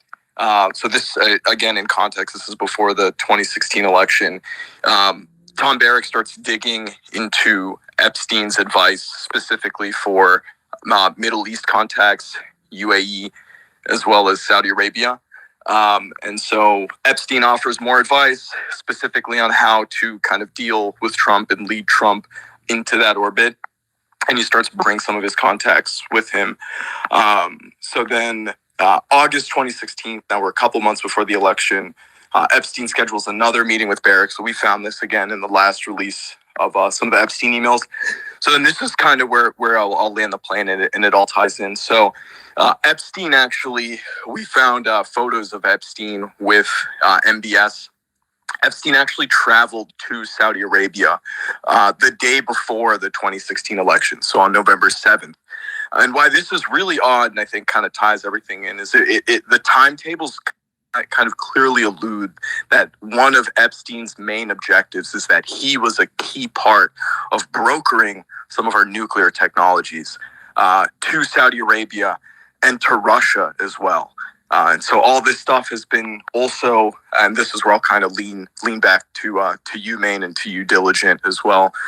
Jack Smith mentioned some of this with respect to the classified files that Trump had kept and potentially shared with other folks. So that kind of ties into the IP3 thing. As a citizen, I'm really, especially knowing that TAE is backed by $6 billion of Russian money.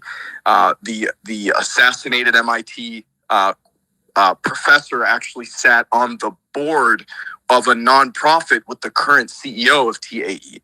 So there's been some knowledge transfer there. So pretty much the doomsday scenario of any American is, the Russians are getting access to our nuclear, to our nuclear program, or nuclear capabilities, etc. So this is of major concern to me, and if you guys could just shed some light, because I know Jack Smith had some mention of nuclear materials being among some of the specific classified materials. That's it. So I'll kind of land there. There's a lot to unpack there. I think that is another thing about Epstein you bring up is really important. Is he's like had his hands in everything. All of this like surveillance technology, artificial intelligence, geopolitical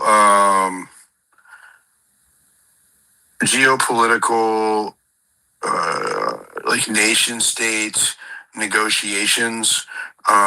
Just like it was crazy, all the shit that he was involved in. It was madness. And then we saw that he had fake identities. I believe one of them was a Saudi passport, right? Like one of them. So it's clearly that he was like more and more. It's like kind of obvious that he was acting as as a proxy for our government, which is so. Think about how evil that is, right? Like we're talking about in the Epstein files that were dropped today. You know, the number of victims increased from what was stated before. When Pam Bondi came out, or the DOJ released a memo saying that they were going to end the investigation into Epstein, they declared 1,000 victims. Well, some of the people who have gone through these files today, I've counted another couple of hundred to add to that list. Who knows how many there really are? Like it's insane. Things that are coming up about his. There's photos of Zorro Ranch. Zorro Ranch has never been raided. You know that? Zorro Ranch was never raided. They raided New York. They caught people while the cops were there, removing evidence, and let them leave. They were photographed leaving. Aaron and Dyke leaving with evidence from a federally controlled crime scene, or a police department controlled crime scene, and he was photographed carrying the documents out in a hoodie, walking out the door, and never arrested, never charged, never nothing. They have been called in for subpoenas and depositions over and over and over again. They don't show up. They don't have to. They face no kind of consequences. Until we have a system of laws that works, even the Epstein Transparency Act itself and how it was carried out today highlights the problem, right, with our system. Our system is broken. If the system was working, there would be an independent arm. That the DOJ is supposed to be independent of the executive, supposed to operate independently. It would be arresting whoever was in charge. The lieutenants would be arresting Pam Bondi, whatever. Like, they would be holding themselves accountable, but that doesn't happen. So every time we have a Democrat in office and they're not holding their own accountable, and we have a Republican in office and they're not holding their own accountable, you know, the system wins. We have got to figure out a way to fix this. And I don't think I disagree with Maine on this. Insanity is doing the same thing over and over again and expecting different results. If anything, the last 8 years have shown us, right, that we picked populist presidents, right? We picked populist presidents at the time. We can argue about Joe Biden. And it did nothing. Definitely not a populist. Definitely not a populist. It did nothing, though. But it was a populist movement that really kind of carried him, right? It was the pro-Palestine, the LGBT, it was a coalition of populism that did get him elected. Even though he's not a populist president, there was populist movements that backed him on the Democrat or the left side. So, like, I would argue that, you know, the evidence shows, regardless of how the chips fall during an election, the outcomes aren't really that different. We have to figure something out. I don't know what that is. I'm not suggesting anything, you know, extreme, but I think collectively we have really got to get this figured out. Yeah, listen, this is what I would say to that is, what's the alternative? Right? Like, I hear that. I'm not trying to be subversive or an oppo here, but I'm genuinely curious about ideas, right? I have a headache. That's why I'm not responding to the chat. I got a little bit of a headache, so I'm just going to sit here and listen to the space. I might pass out, so hopefully the space doesn't jack up. I don't want to ruin y'all's good time here. But I appreciate y'all joining me. If I don't talk to y'all again, good night. Okay, well, doing the same thing over and over again is insanity. Sure, I think it's a great line. But what's the alternative? I've always said, if you want to change things, it's to use the system. You take over a political party, right? I think the Republican Party, for example, MAGA took over the Republican Party. What are you talking about? Correct, but the now progressives took over the Democrat Party. Jesus Christ! Listen, no, actually, they most certainly haven't. The Democratic Party would be a much better and more populist party if the progressives had. They haven't. The problem is the Democratic Party is controlled and has been controlled since the late 1970s by Wall Street and anything else. And you can tell because most of the progressives, once they start rising up in the ranks, they all moderate. They all triangulate and move away from populism. AOC's doing it right now. right? Because she wants to run for president or run for Senate. That's how you move up the Democratic Party. So you don't go to the left, you run to where the money is, which is Wall Street in the middle. But the point I'm making is you saw this with MAGA. They took over the Republican Party, but just as the same thing that we went through when Obama got elected on populism, Obama more populist than Biden, got elected, got to Washington, and then the swamp takes over, right? And your entire movement gets co-opted. That's the point. How do we prevent that from happening? That's the key. If you really want to change it, you can't. You have to act outside the system. Because right. So what does that mean? The system is designed for that to happen, right? Like Maine. What does that mean? Maine, right?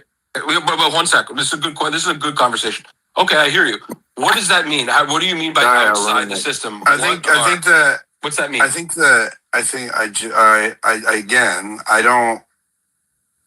I don't think it's appropriate for me to say right now. I think if you really want to know, you will read the Federalist Papers, you will read the Declaration of Independence, and you will see the plan and the Second Amendment, and you will see the plan that our forefathers laid out for us whenever we had taxation without representation, which is rebellion.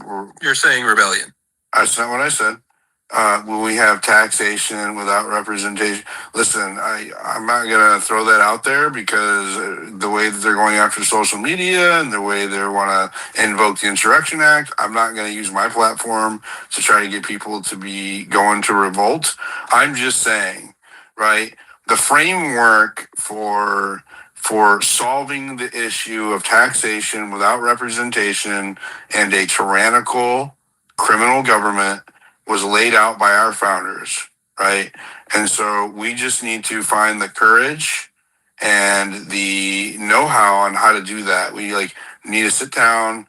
It doesn't have to be violent. I'm not advocating any kind of violence, but there's often ideas that are suggested during these spaces, like peaceful non-compliance, quit participating in the money system, pull all of your money out of the stock system at the same time, crash it, right? Get them frantic, use your leverage that you have to peacefully negotiate for terms with the establishment, and just getting enough people to that point requires a level of awareness I don't think we're at yet, which is why I harp on the Epstein files and Charlie Kirk, because they are a visceral depiction of the corruption within the system that goes beyond party, right? And so that's why I harp on it so much. We have to get enough people aware to acknowledge it. And I would argue, and maybe you don't see it, but I know, anecdotally from my real life, I often ask people around me that are not political and do not live on X, what are they hearing? And they are hearing about Charlie Kirk. They are hearing and seeing about Erica Kirk. They were hearing, not really so much right now, about the Epstein files. And so these are issues that break the barrier of bubbles, echo chambers, and they go cross-platform. And I think that this is why I think it's so important to not be to only sing one song, right? I think it's important that we be able to walk and chew gum. And so I'll continue to do both. I'm going to go through these hands. Can I just ask a follow-up question to you both, and then I'll go back to listener diligent. Can we start by prosecuting this Tom Barrack and everyone involved with IP3 and selling our nuclear secrets? We can't prosecute anybody, bro. We need a working fucking. We did not have a working Justice Department under Biden, and the fact that we're sitting here with no Epstein files tells you that we don't have a working Justice Department under Trump. So we can't have anybody prosecuted. That's what I was talking about with Maine earlier. I was having a conversation with Grok in his replies, and I'm like, what do we do, okay, as we the people, right? Now, when I say we, I mean we the people, the people. What do we do? What do the people do when the prosecuting arm of the government will not function, right? Like, it will not hold itself accountable, even though it's breaking the law. And all that can be done is like committee hearings. You have to get a piece of legislation. I didn't know this until today. If we want an independent prosecuting arm to investigate and prosecute on Charlie Kirk or Epstein, we have to draft an entire piece of legislation, get it through committee, get it passed, and then have Trump sign it before we can have a real independent counsel, a special counsel that can actually prosecute people. That's the process. That's what we need to do right now. If you're wondering what we need to do as people, if you're going to try to work within the system, we should all be clamoring our representatives on both sides of the aisle and demand that they convene a special counsel. It would be cool if we could get two birds with one stone. Convene a special counsel that has plenary power, and what that means is that has total power over the other agencies to investigate, subpoena, and prosecute over those agencies on both those cases. That's where we're at right now. Otherwise, this corruption and this rot, it's just going to persist. Like that's if you want to work within This is the where system. this is where we need the Democrats. This is where, like, I think we can leverage the Democratic Party. I mean, I'm serious. Like, I think if we can tell this story and get them on board, like, that's who we go to The try to Republicans are in do power, that. and they'll shut that down immediately. That's the one thing I've been trying to tell you is the minority party has no subpoena power. Now, what Dilly's talking about is true. You can do it the legislative route. If you've noticed, and I was talking to some friends on the Hill about this the other day, you're starting to see Republicans now, and Democrats for that matter, using things in the House that aren't routinely used, discharge motions. You saw it with the Epstein files, of course. You've seen it in the last few days on the ACA tax credit stuff. You saw it with Anna Paulina Luna on stock trading, all of this kind of stuff. And that's simply because that's them going outside the norms to try to get legislative processes done because of the entrenchment of Johnson, who has no interest in doing the oversight and the regulation that is the body, the legislative body, and co-equal branches of government. So I think that discharge motion might be interesting because that actually forces a vote on the House floor for some kind of special committee. You saw with January 6th, again, not saying it was a valid thing. I'm just using it as an example that you can create a committee that way to do that sort of thing for these types of investigations. So with 9/11 Commission and other things. I think you can get something like that. And that's maybe something we could talk to Massey and Takana about and doing a discharge motion for that, whether it's with Charlie Kirk. And also, I no longer on trust this. their committees. I no longer trust any of them to investigate themselves.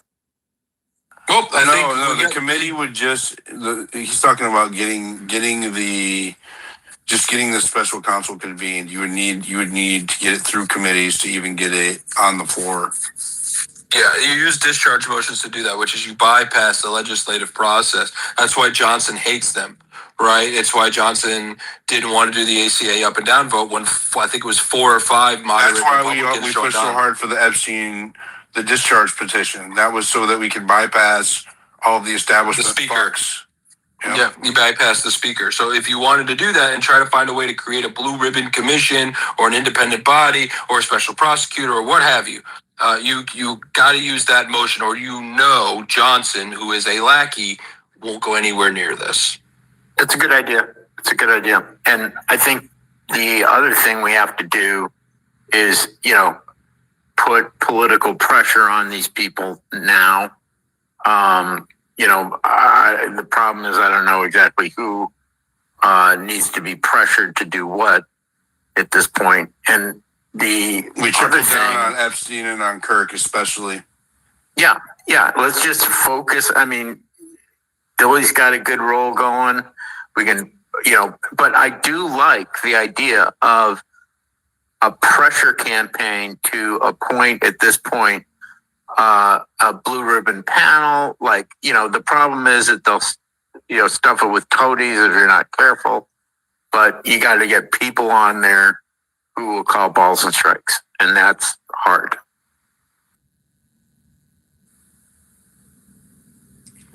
People we know, Marjorie Taylor Greene, and Massey and Rokana. I'm going to throw this out there. I think Marjorie's about to do something dramatic, and I think I see her making the tour. I think when Congress comes back, she's going to read the names. I think she's going to do that, but something even greater than that. I think she's going to pull a Matt Gaetz. I think Marjorie Taylor Greene is going to try to get Johnson to vacate the speakership. I think she's going to come in there. Of that. I think like a bull in a china shop, all she needs is 8. And look how many of them have joined with Democrats in the last couple of weeks on ACA subsidies and are pissed at Johnson for not giving them what they wanted, which was just an up and down vote, which wouldn't have passed anyway. They just wanted the up and down vote. He wouldn't even give them that. People are not happy with him. That's what I'm saying. And what kind of send off would that be for Marjorie Taylor Greene, who leaves on January 6th and comes in and says, Speaker, I've got enough. This is a discharge motion, a motion to vacate. We need to take a vote on the floor. My God. Stefaniak left because she said it was Johnson. You know, I mean, that's pretty amazing. I'm going to go to some hands, you guys. Go ahead, Uncommon. You kind of hit on it a little bit, but I did want to read something that Massey posted earlier that I thought was interesting. It honestly, I mean, it kind of made me laugh, or it was kind of sad, but it was about obviously the release of the Epstein files and them not being, what that he wanted. Obviously, he says a future DOJ could convict the current Attorney General and others because the Epstein Files Transparency Act is not like a congressional subpoena which expires at the end of each Congress. Now, obviously, I hate to say that. I think that's funny because, like, is this the only? What's the enforcement arm if they don't release it? I mean, the DOJ. They're basically. Is the implication that we have to wait for potentially a Democrat DOJ to care enough to go after this DOJ? You can sue, and then it might force Bondi to resign or vacate. But they're going to just put in somebody. What I'm saying is, obviously, we're asking the government to invest the government, and it is. I mean, like you said, it essentially. And I don't even believe in Democrat and Republican at this point. I don't think it matters. So, like, obviously, Biden and the Democrats had the Epstein files the whole time too. Like, it's a bipartisan thing to cover it up. So it's not really like. Yeah, didn't Massey say the other night, though, that the way that he wrote it, it gives the people standing, so like news organizations and all this stuff, like it gives standing for them to be able to sue them in court as well? Yes. Or any victim that was looking for information about what happened to her, or anything like that. Like if that information was not released, then now they can take them to court because they have standing. Yes. But would they be able to get any of the information redacted for the public? I think that could be a different thing, right? Like being able to sue them.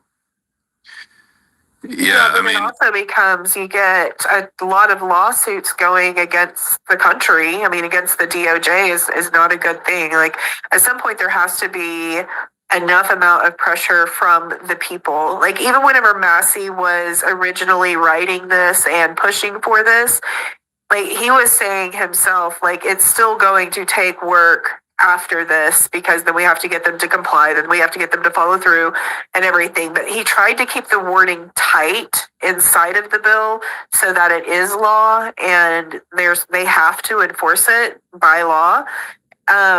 If they don't, that's why I was hoping that he would have seen Diligence, or I think he did see Diligence message earlier, but I was hoping he would pop in here is because that was one of the things that I wanted to ask him is like, what's the follow-up at this point? Even if the citizens now have standing and have a right, to sue to get some of this released. They're going to face the nation on Sunday, and I think that they're counting on addressing these issues then. And I hope that, I don't know. It's frustrating for me to look at it as a citizen because if the government told me I had until this day and this time to do something, I would be in big trouble. So I do think that there needs to be some accountability there.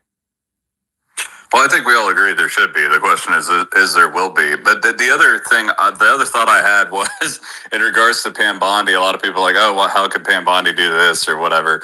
But I mean, if you put yourself in Pam Bondi's shoes, the reality is she probably made the better decision for herself. Like, are you going to do what all the people in the government want, or are you going to do what the people want? And obviously, we know she's supposed to serve the people. That's just not really the case. Like, it's going.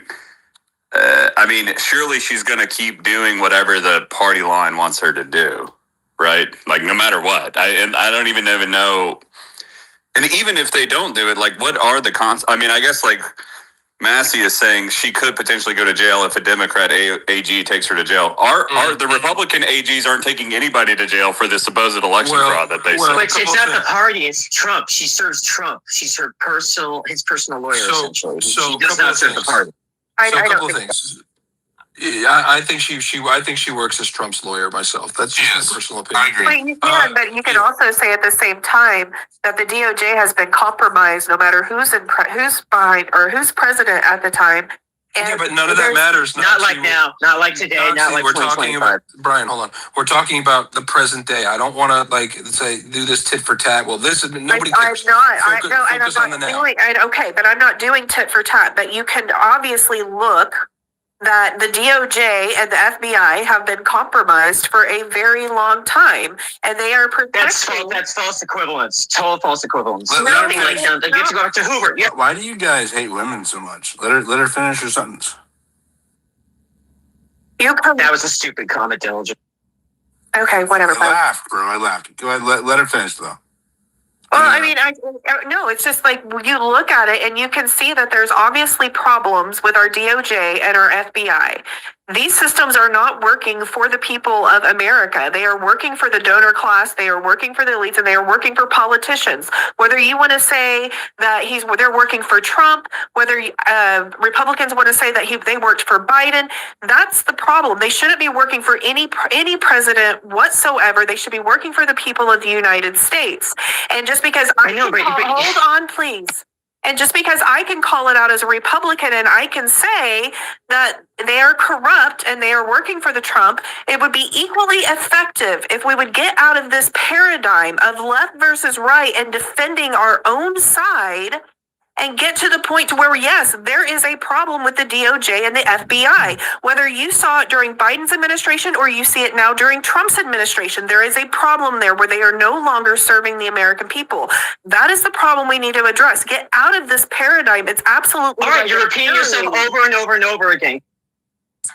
You are carrying on a little bit, Noxie, but land it. Well, that's what I was landing, and he interrupted me. But it's getting out of this paradigm. No, you were saying the exact same thing over and over. I'm not going to fight with his voice. Go ahead, Diligent. Let's go to Cosmike and then Brian. Hey, Diligent, thanks for letting me speak. I like kind of where the space is going directionally. And I want to, I guess, share my thoughts on it. I think that we do need to do something to shake things up. Like what you said is correct, right? I mean, the definition of insanity is doing the same thing over and over and expecting a different result. But that's not to say I don't think that we need to destroy the entire system. But we should definitely make some significant changes. And I think the number one change I would propose is to get away from identity politics. I think that that's probably been one of the most damaging things we've done to ourselves, is to go with this boxing in people and trying to label them to make ourselves feel better, because now we know who to attack. The other thing is, I think we need to do away with the political whole concept of having people who basically their entire career is to climb the political system and to become governors of the people is really the wrong way to go, because I think they need to have real world experience out in America and understand how America works to properly have any sort of insight on what things are needed for our government.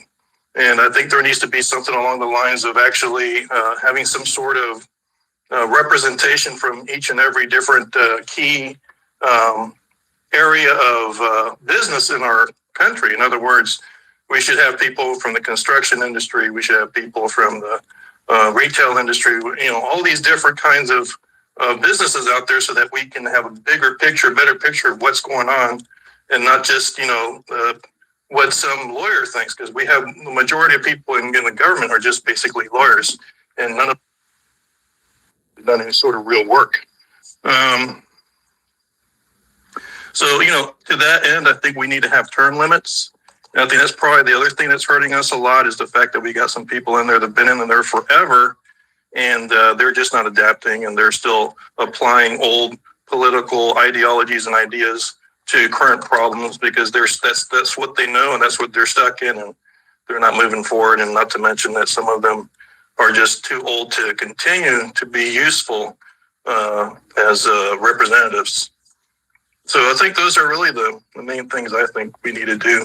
The other thing too is I think we need something like a Doge to be permanent because we can't have this massive waste going on where, we've got billions of dollars, literally billions of dollars being misappropriated and misspent and no one seems to know how this is happening. $2 trillion. And that's just crazy. Then finally, we shouldn't have insider trading of any sort. That needs to be done away with somehow. And then maybe we could have some sort of performance bonus for people who work for the government. Kind of keep it adjacent to the things that are up in the topic. Mm-hmm. All right. Yeah. Thank you so much. I mean, since we had gone there, I just wanted to say those things. Thank you. You're right. You need to route. Thanks. You need to route out the legislative corruption as well because it contributes to what we're talking about. We definitely do. Go ahead, Brian. Hey, thanks. Yeah, I'm not trying to be like uber aggressive. I just heard the same phrases repeated over and over again that I didn't agree with. And I had to keep listening to them. Yeah, no. So no, I just wanted to explain why. Because that's what I wanted to talk about. I don't think I've ever heard somebody come up here and scream and lose their mind over protecting the DOJ and the FBI. I'm not like muting it's you just right now. mind blowing. She's flexing on you. All right, so listen. All right, first of all, I put words in my mouth. What I was trying to address, I wanted to say why I was addressing that is that because it's quite fashionable for people to throw around the term uniparty, duopoly. They both do it all the time. They're both just as bad. Yeah. And then you keep saying it over and over, and we get it. It happened now under Trump. We admit it's happening now, but why can't you admit that the same thing happened and it's always been this way? And blah blah blah blah blah. Since the 60s, the Department of Justice has made insanely remarkable progress on civil rights for women, for all kinds of minority groups. For everybody, by the way, not just minorities and non-white men, everybody has seen remarkable progress in civil rights. Thank you. Here we go. Oh, boy, the other guy went on forever. No, I'm going to go into progression since you don't know your history. So you can go from the 60s into the 70s with Nixon and the EPA and the way the Department of Justice did a lot of environmental protection things since the creation of the EPA, and that they have their own office for environmental protection that achieved a lot. You go into the 80s where equal access for people with disabilities became a big thing.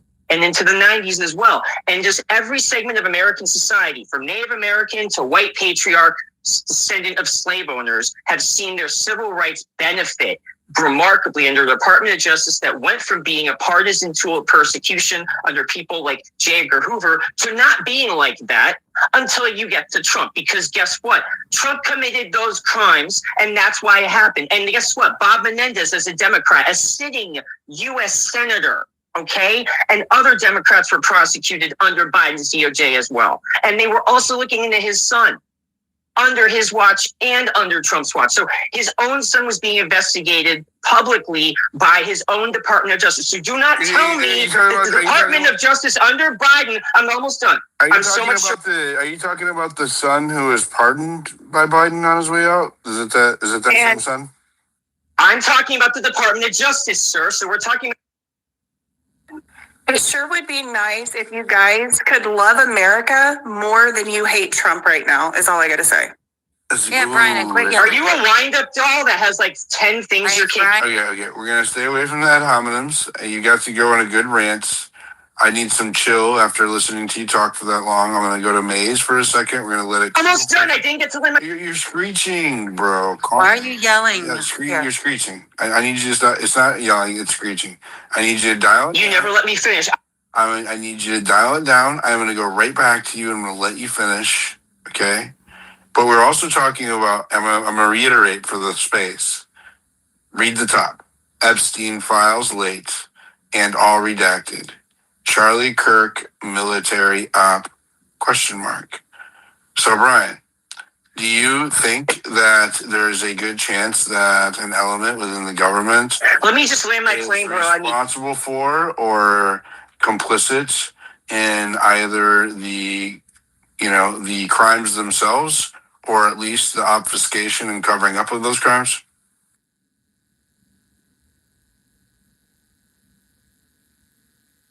It's a mute glitch. I'm not muting you.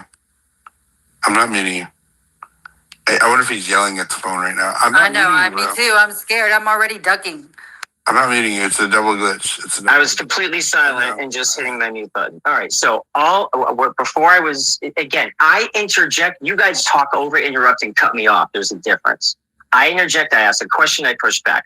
What I was trying to land my plane and saying is that when you look at the Department of Justice from the 1960s until now, including Biden, where there were bipartisan prosecutions of people on both sides, including. Are you just going to completely ignore my question? Just completely just disregard it, act like I didn't have you muted all that time. You're sitting there waiting, all excited, waving your hand, emojis, and you just disregard everything I said. Okay, we're pivoting. I know, I'm going to get. You made your point, bro, okay? I didn't finish, so the you want to slob on Biden a little bit while you're up here, that's fine. And I'm sure in some kind of weird Democrat way, maybe Maine appreciates it, but that's not what we're here for, right? We are here to not talk up our parties. We are here to talk about these two issues. So I'm going to try one more time with my question. I'm still trying to let you speak. I'm just framing it. I'm setting. I heard your question. You don't ever want to let me say what I want to say. You only want me to answer your questions. You let everyone else say their piece, and then you ask the question. I've let you you called my my co-host like some kind of name. I don't. Oh, he's gone. Okay. Well, that was entertaining. Thank you for the moment of levity, and now we're going to go to Uncommon. Go ahead, Uncommon. Floor is yours. Yeah, I actually don't agree with the last speaker that the fact that we have more black trans women in the government is necessarily a sign of progress. So I just want to throw that out there. But anyway, and anyway, but he was entertaining. I do want to ask us. Obviously, I want to get back. Anyways, continue. I want to get back to a serious or to the topic, I guess, at hand, which is, do you think today had to do with Dan Bongino resigning? And do you think we'll see a cascade of more resignations? Maybe honestly, it seems like the administration is kind of coming apart. I am expecting more resignations, and not just from the administration, but Congress as well, and not just what Maine said earlier. I've also got ears in Congress, and to a certain, lesser degree now. I know for a fact that there are going to be departures within the administration in January. Some big ones, big names. Why did Bongino resign? I wasn't. He didn't say why, but I think it's this. I think it is Epstein. No way. That's pretty crazy.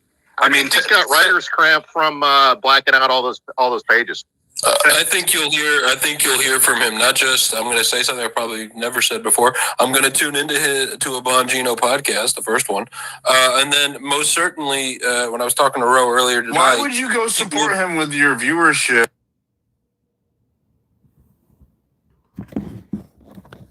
Look like the space fucked up. I know I'm not interacting, but I am still listening.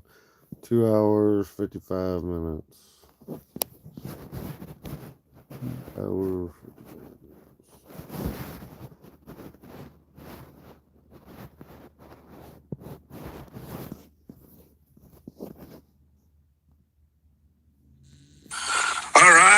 welcome. Names I'm going to cover are Tom Barrack, Epstein, of course, Tom Barrack in context of Epstein, and Pretty sure he's going to say something.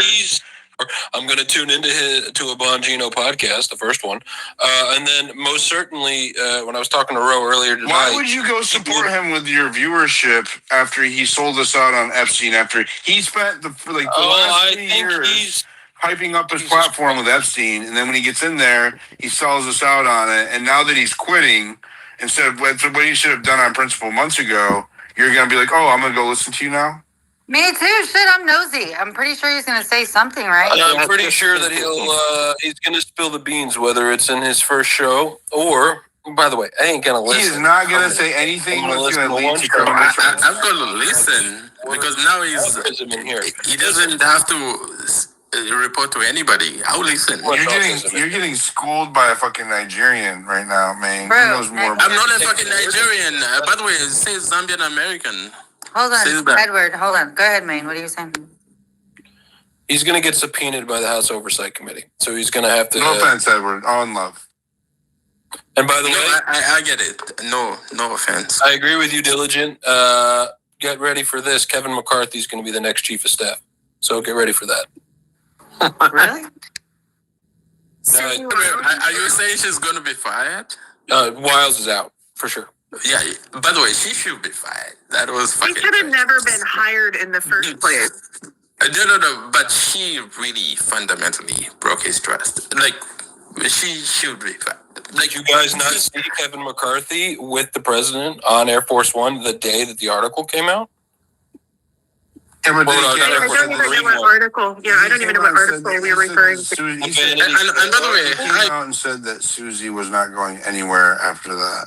Let me just say this. The press, the staff have leaked this about so many people. They said that about Bondi. They did say that about Bongino, but that was back in June. And Bongino still was here for another 6 months, right? So, like, I'll believe this shit when I see it, right? I will believe it. Same thing, even with Marjorie Taylor Greene and Bongino now. I'll believe that they are out when they are no longer there. I don't take anything for granted anymore. Yeah, the chief of staff. By the way, Diligent. By the way, Noxie, hi. How was your day? Anyway. Hello, thank you very much. That was very kind. Thinking that you're Nigerian. Why Kevin McCarthy? That's kind of surprising because he's a simp, other than that.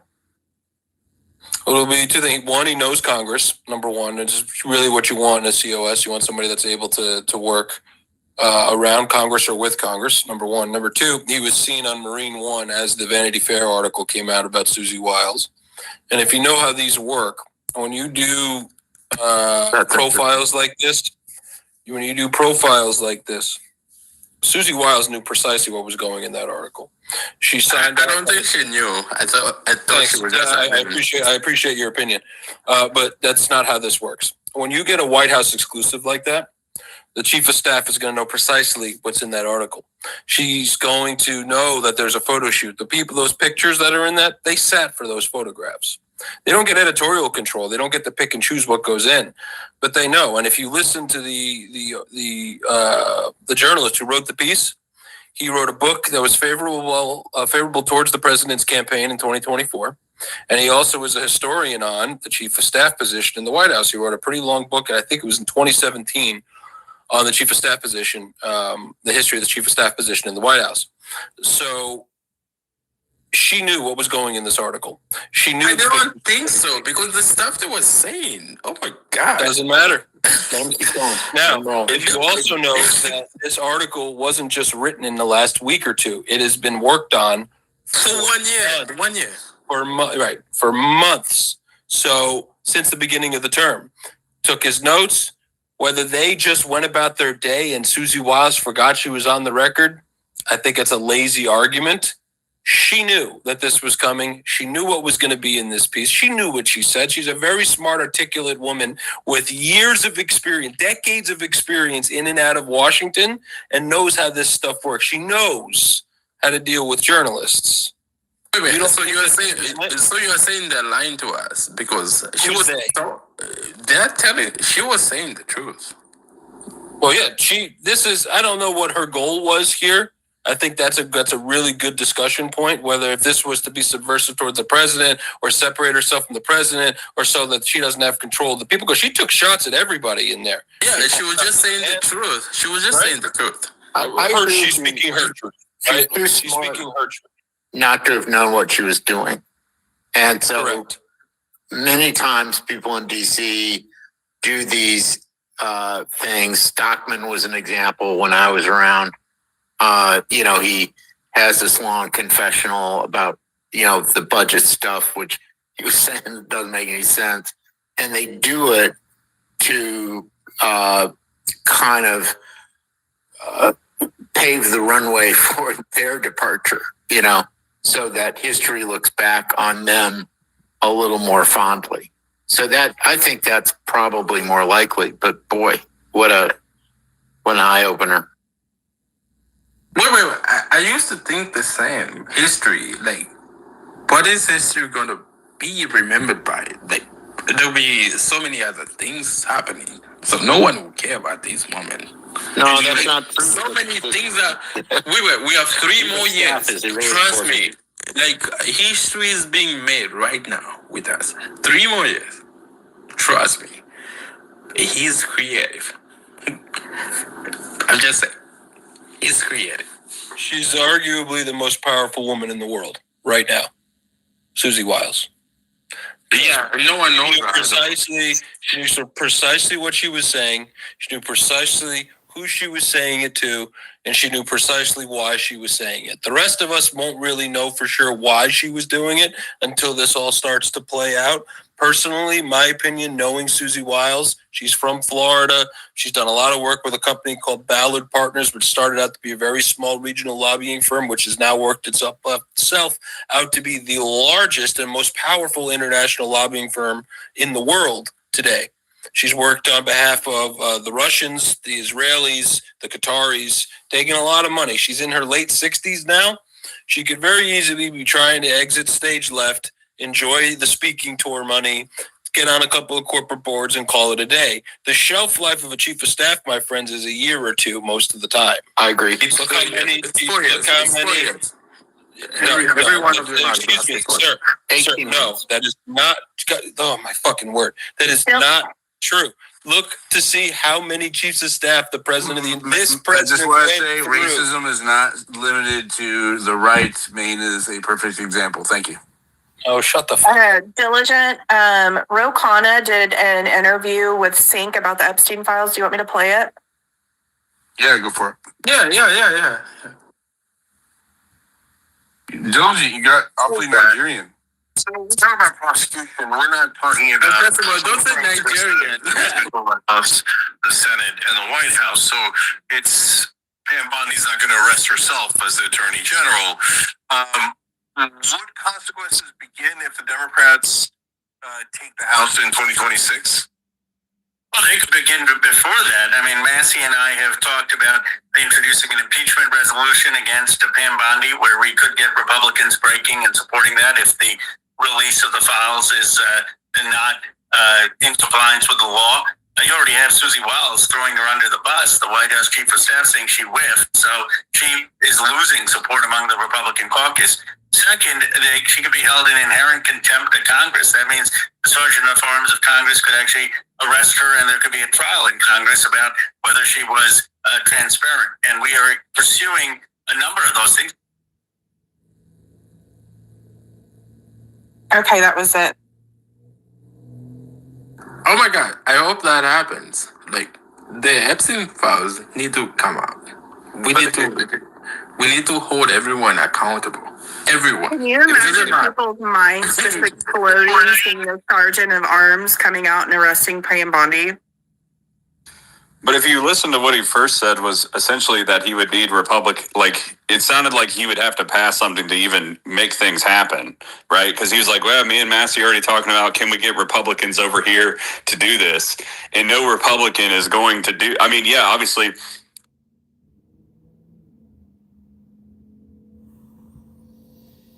Oh, looks like it jacked up again. Hey guys, we've been going over 4 hours, man. I'm gonna go ahead and shut this one down.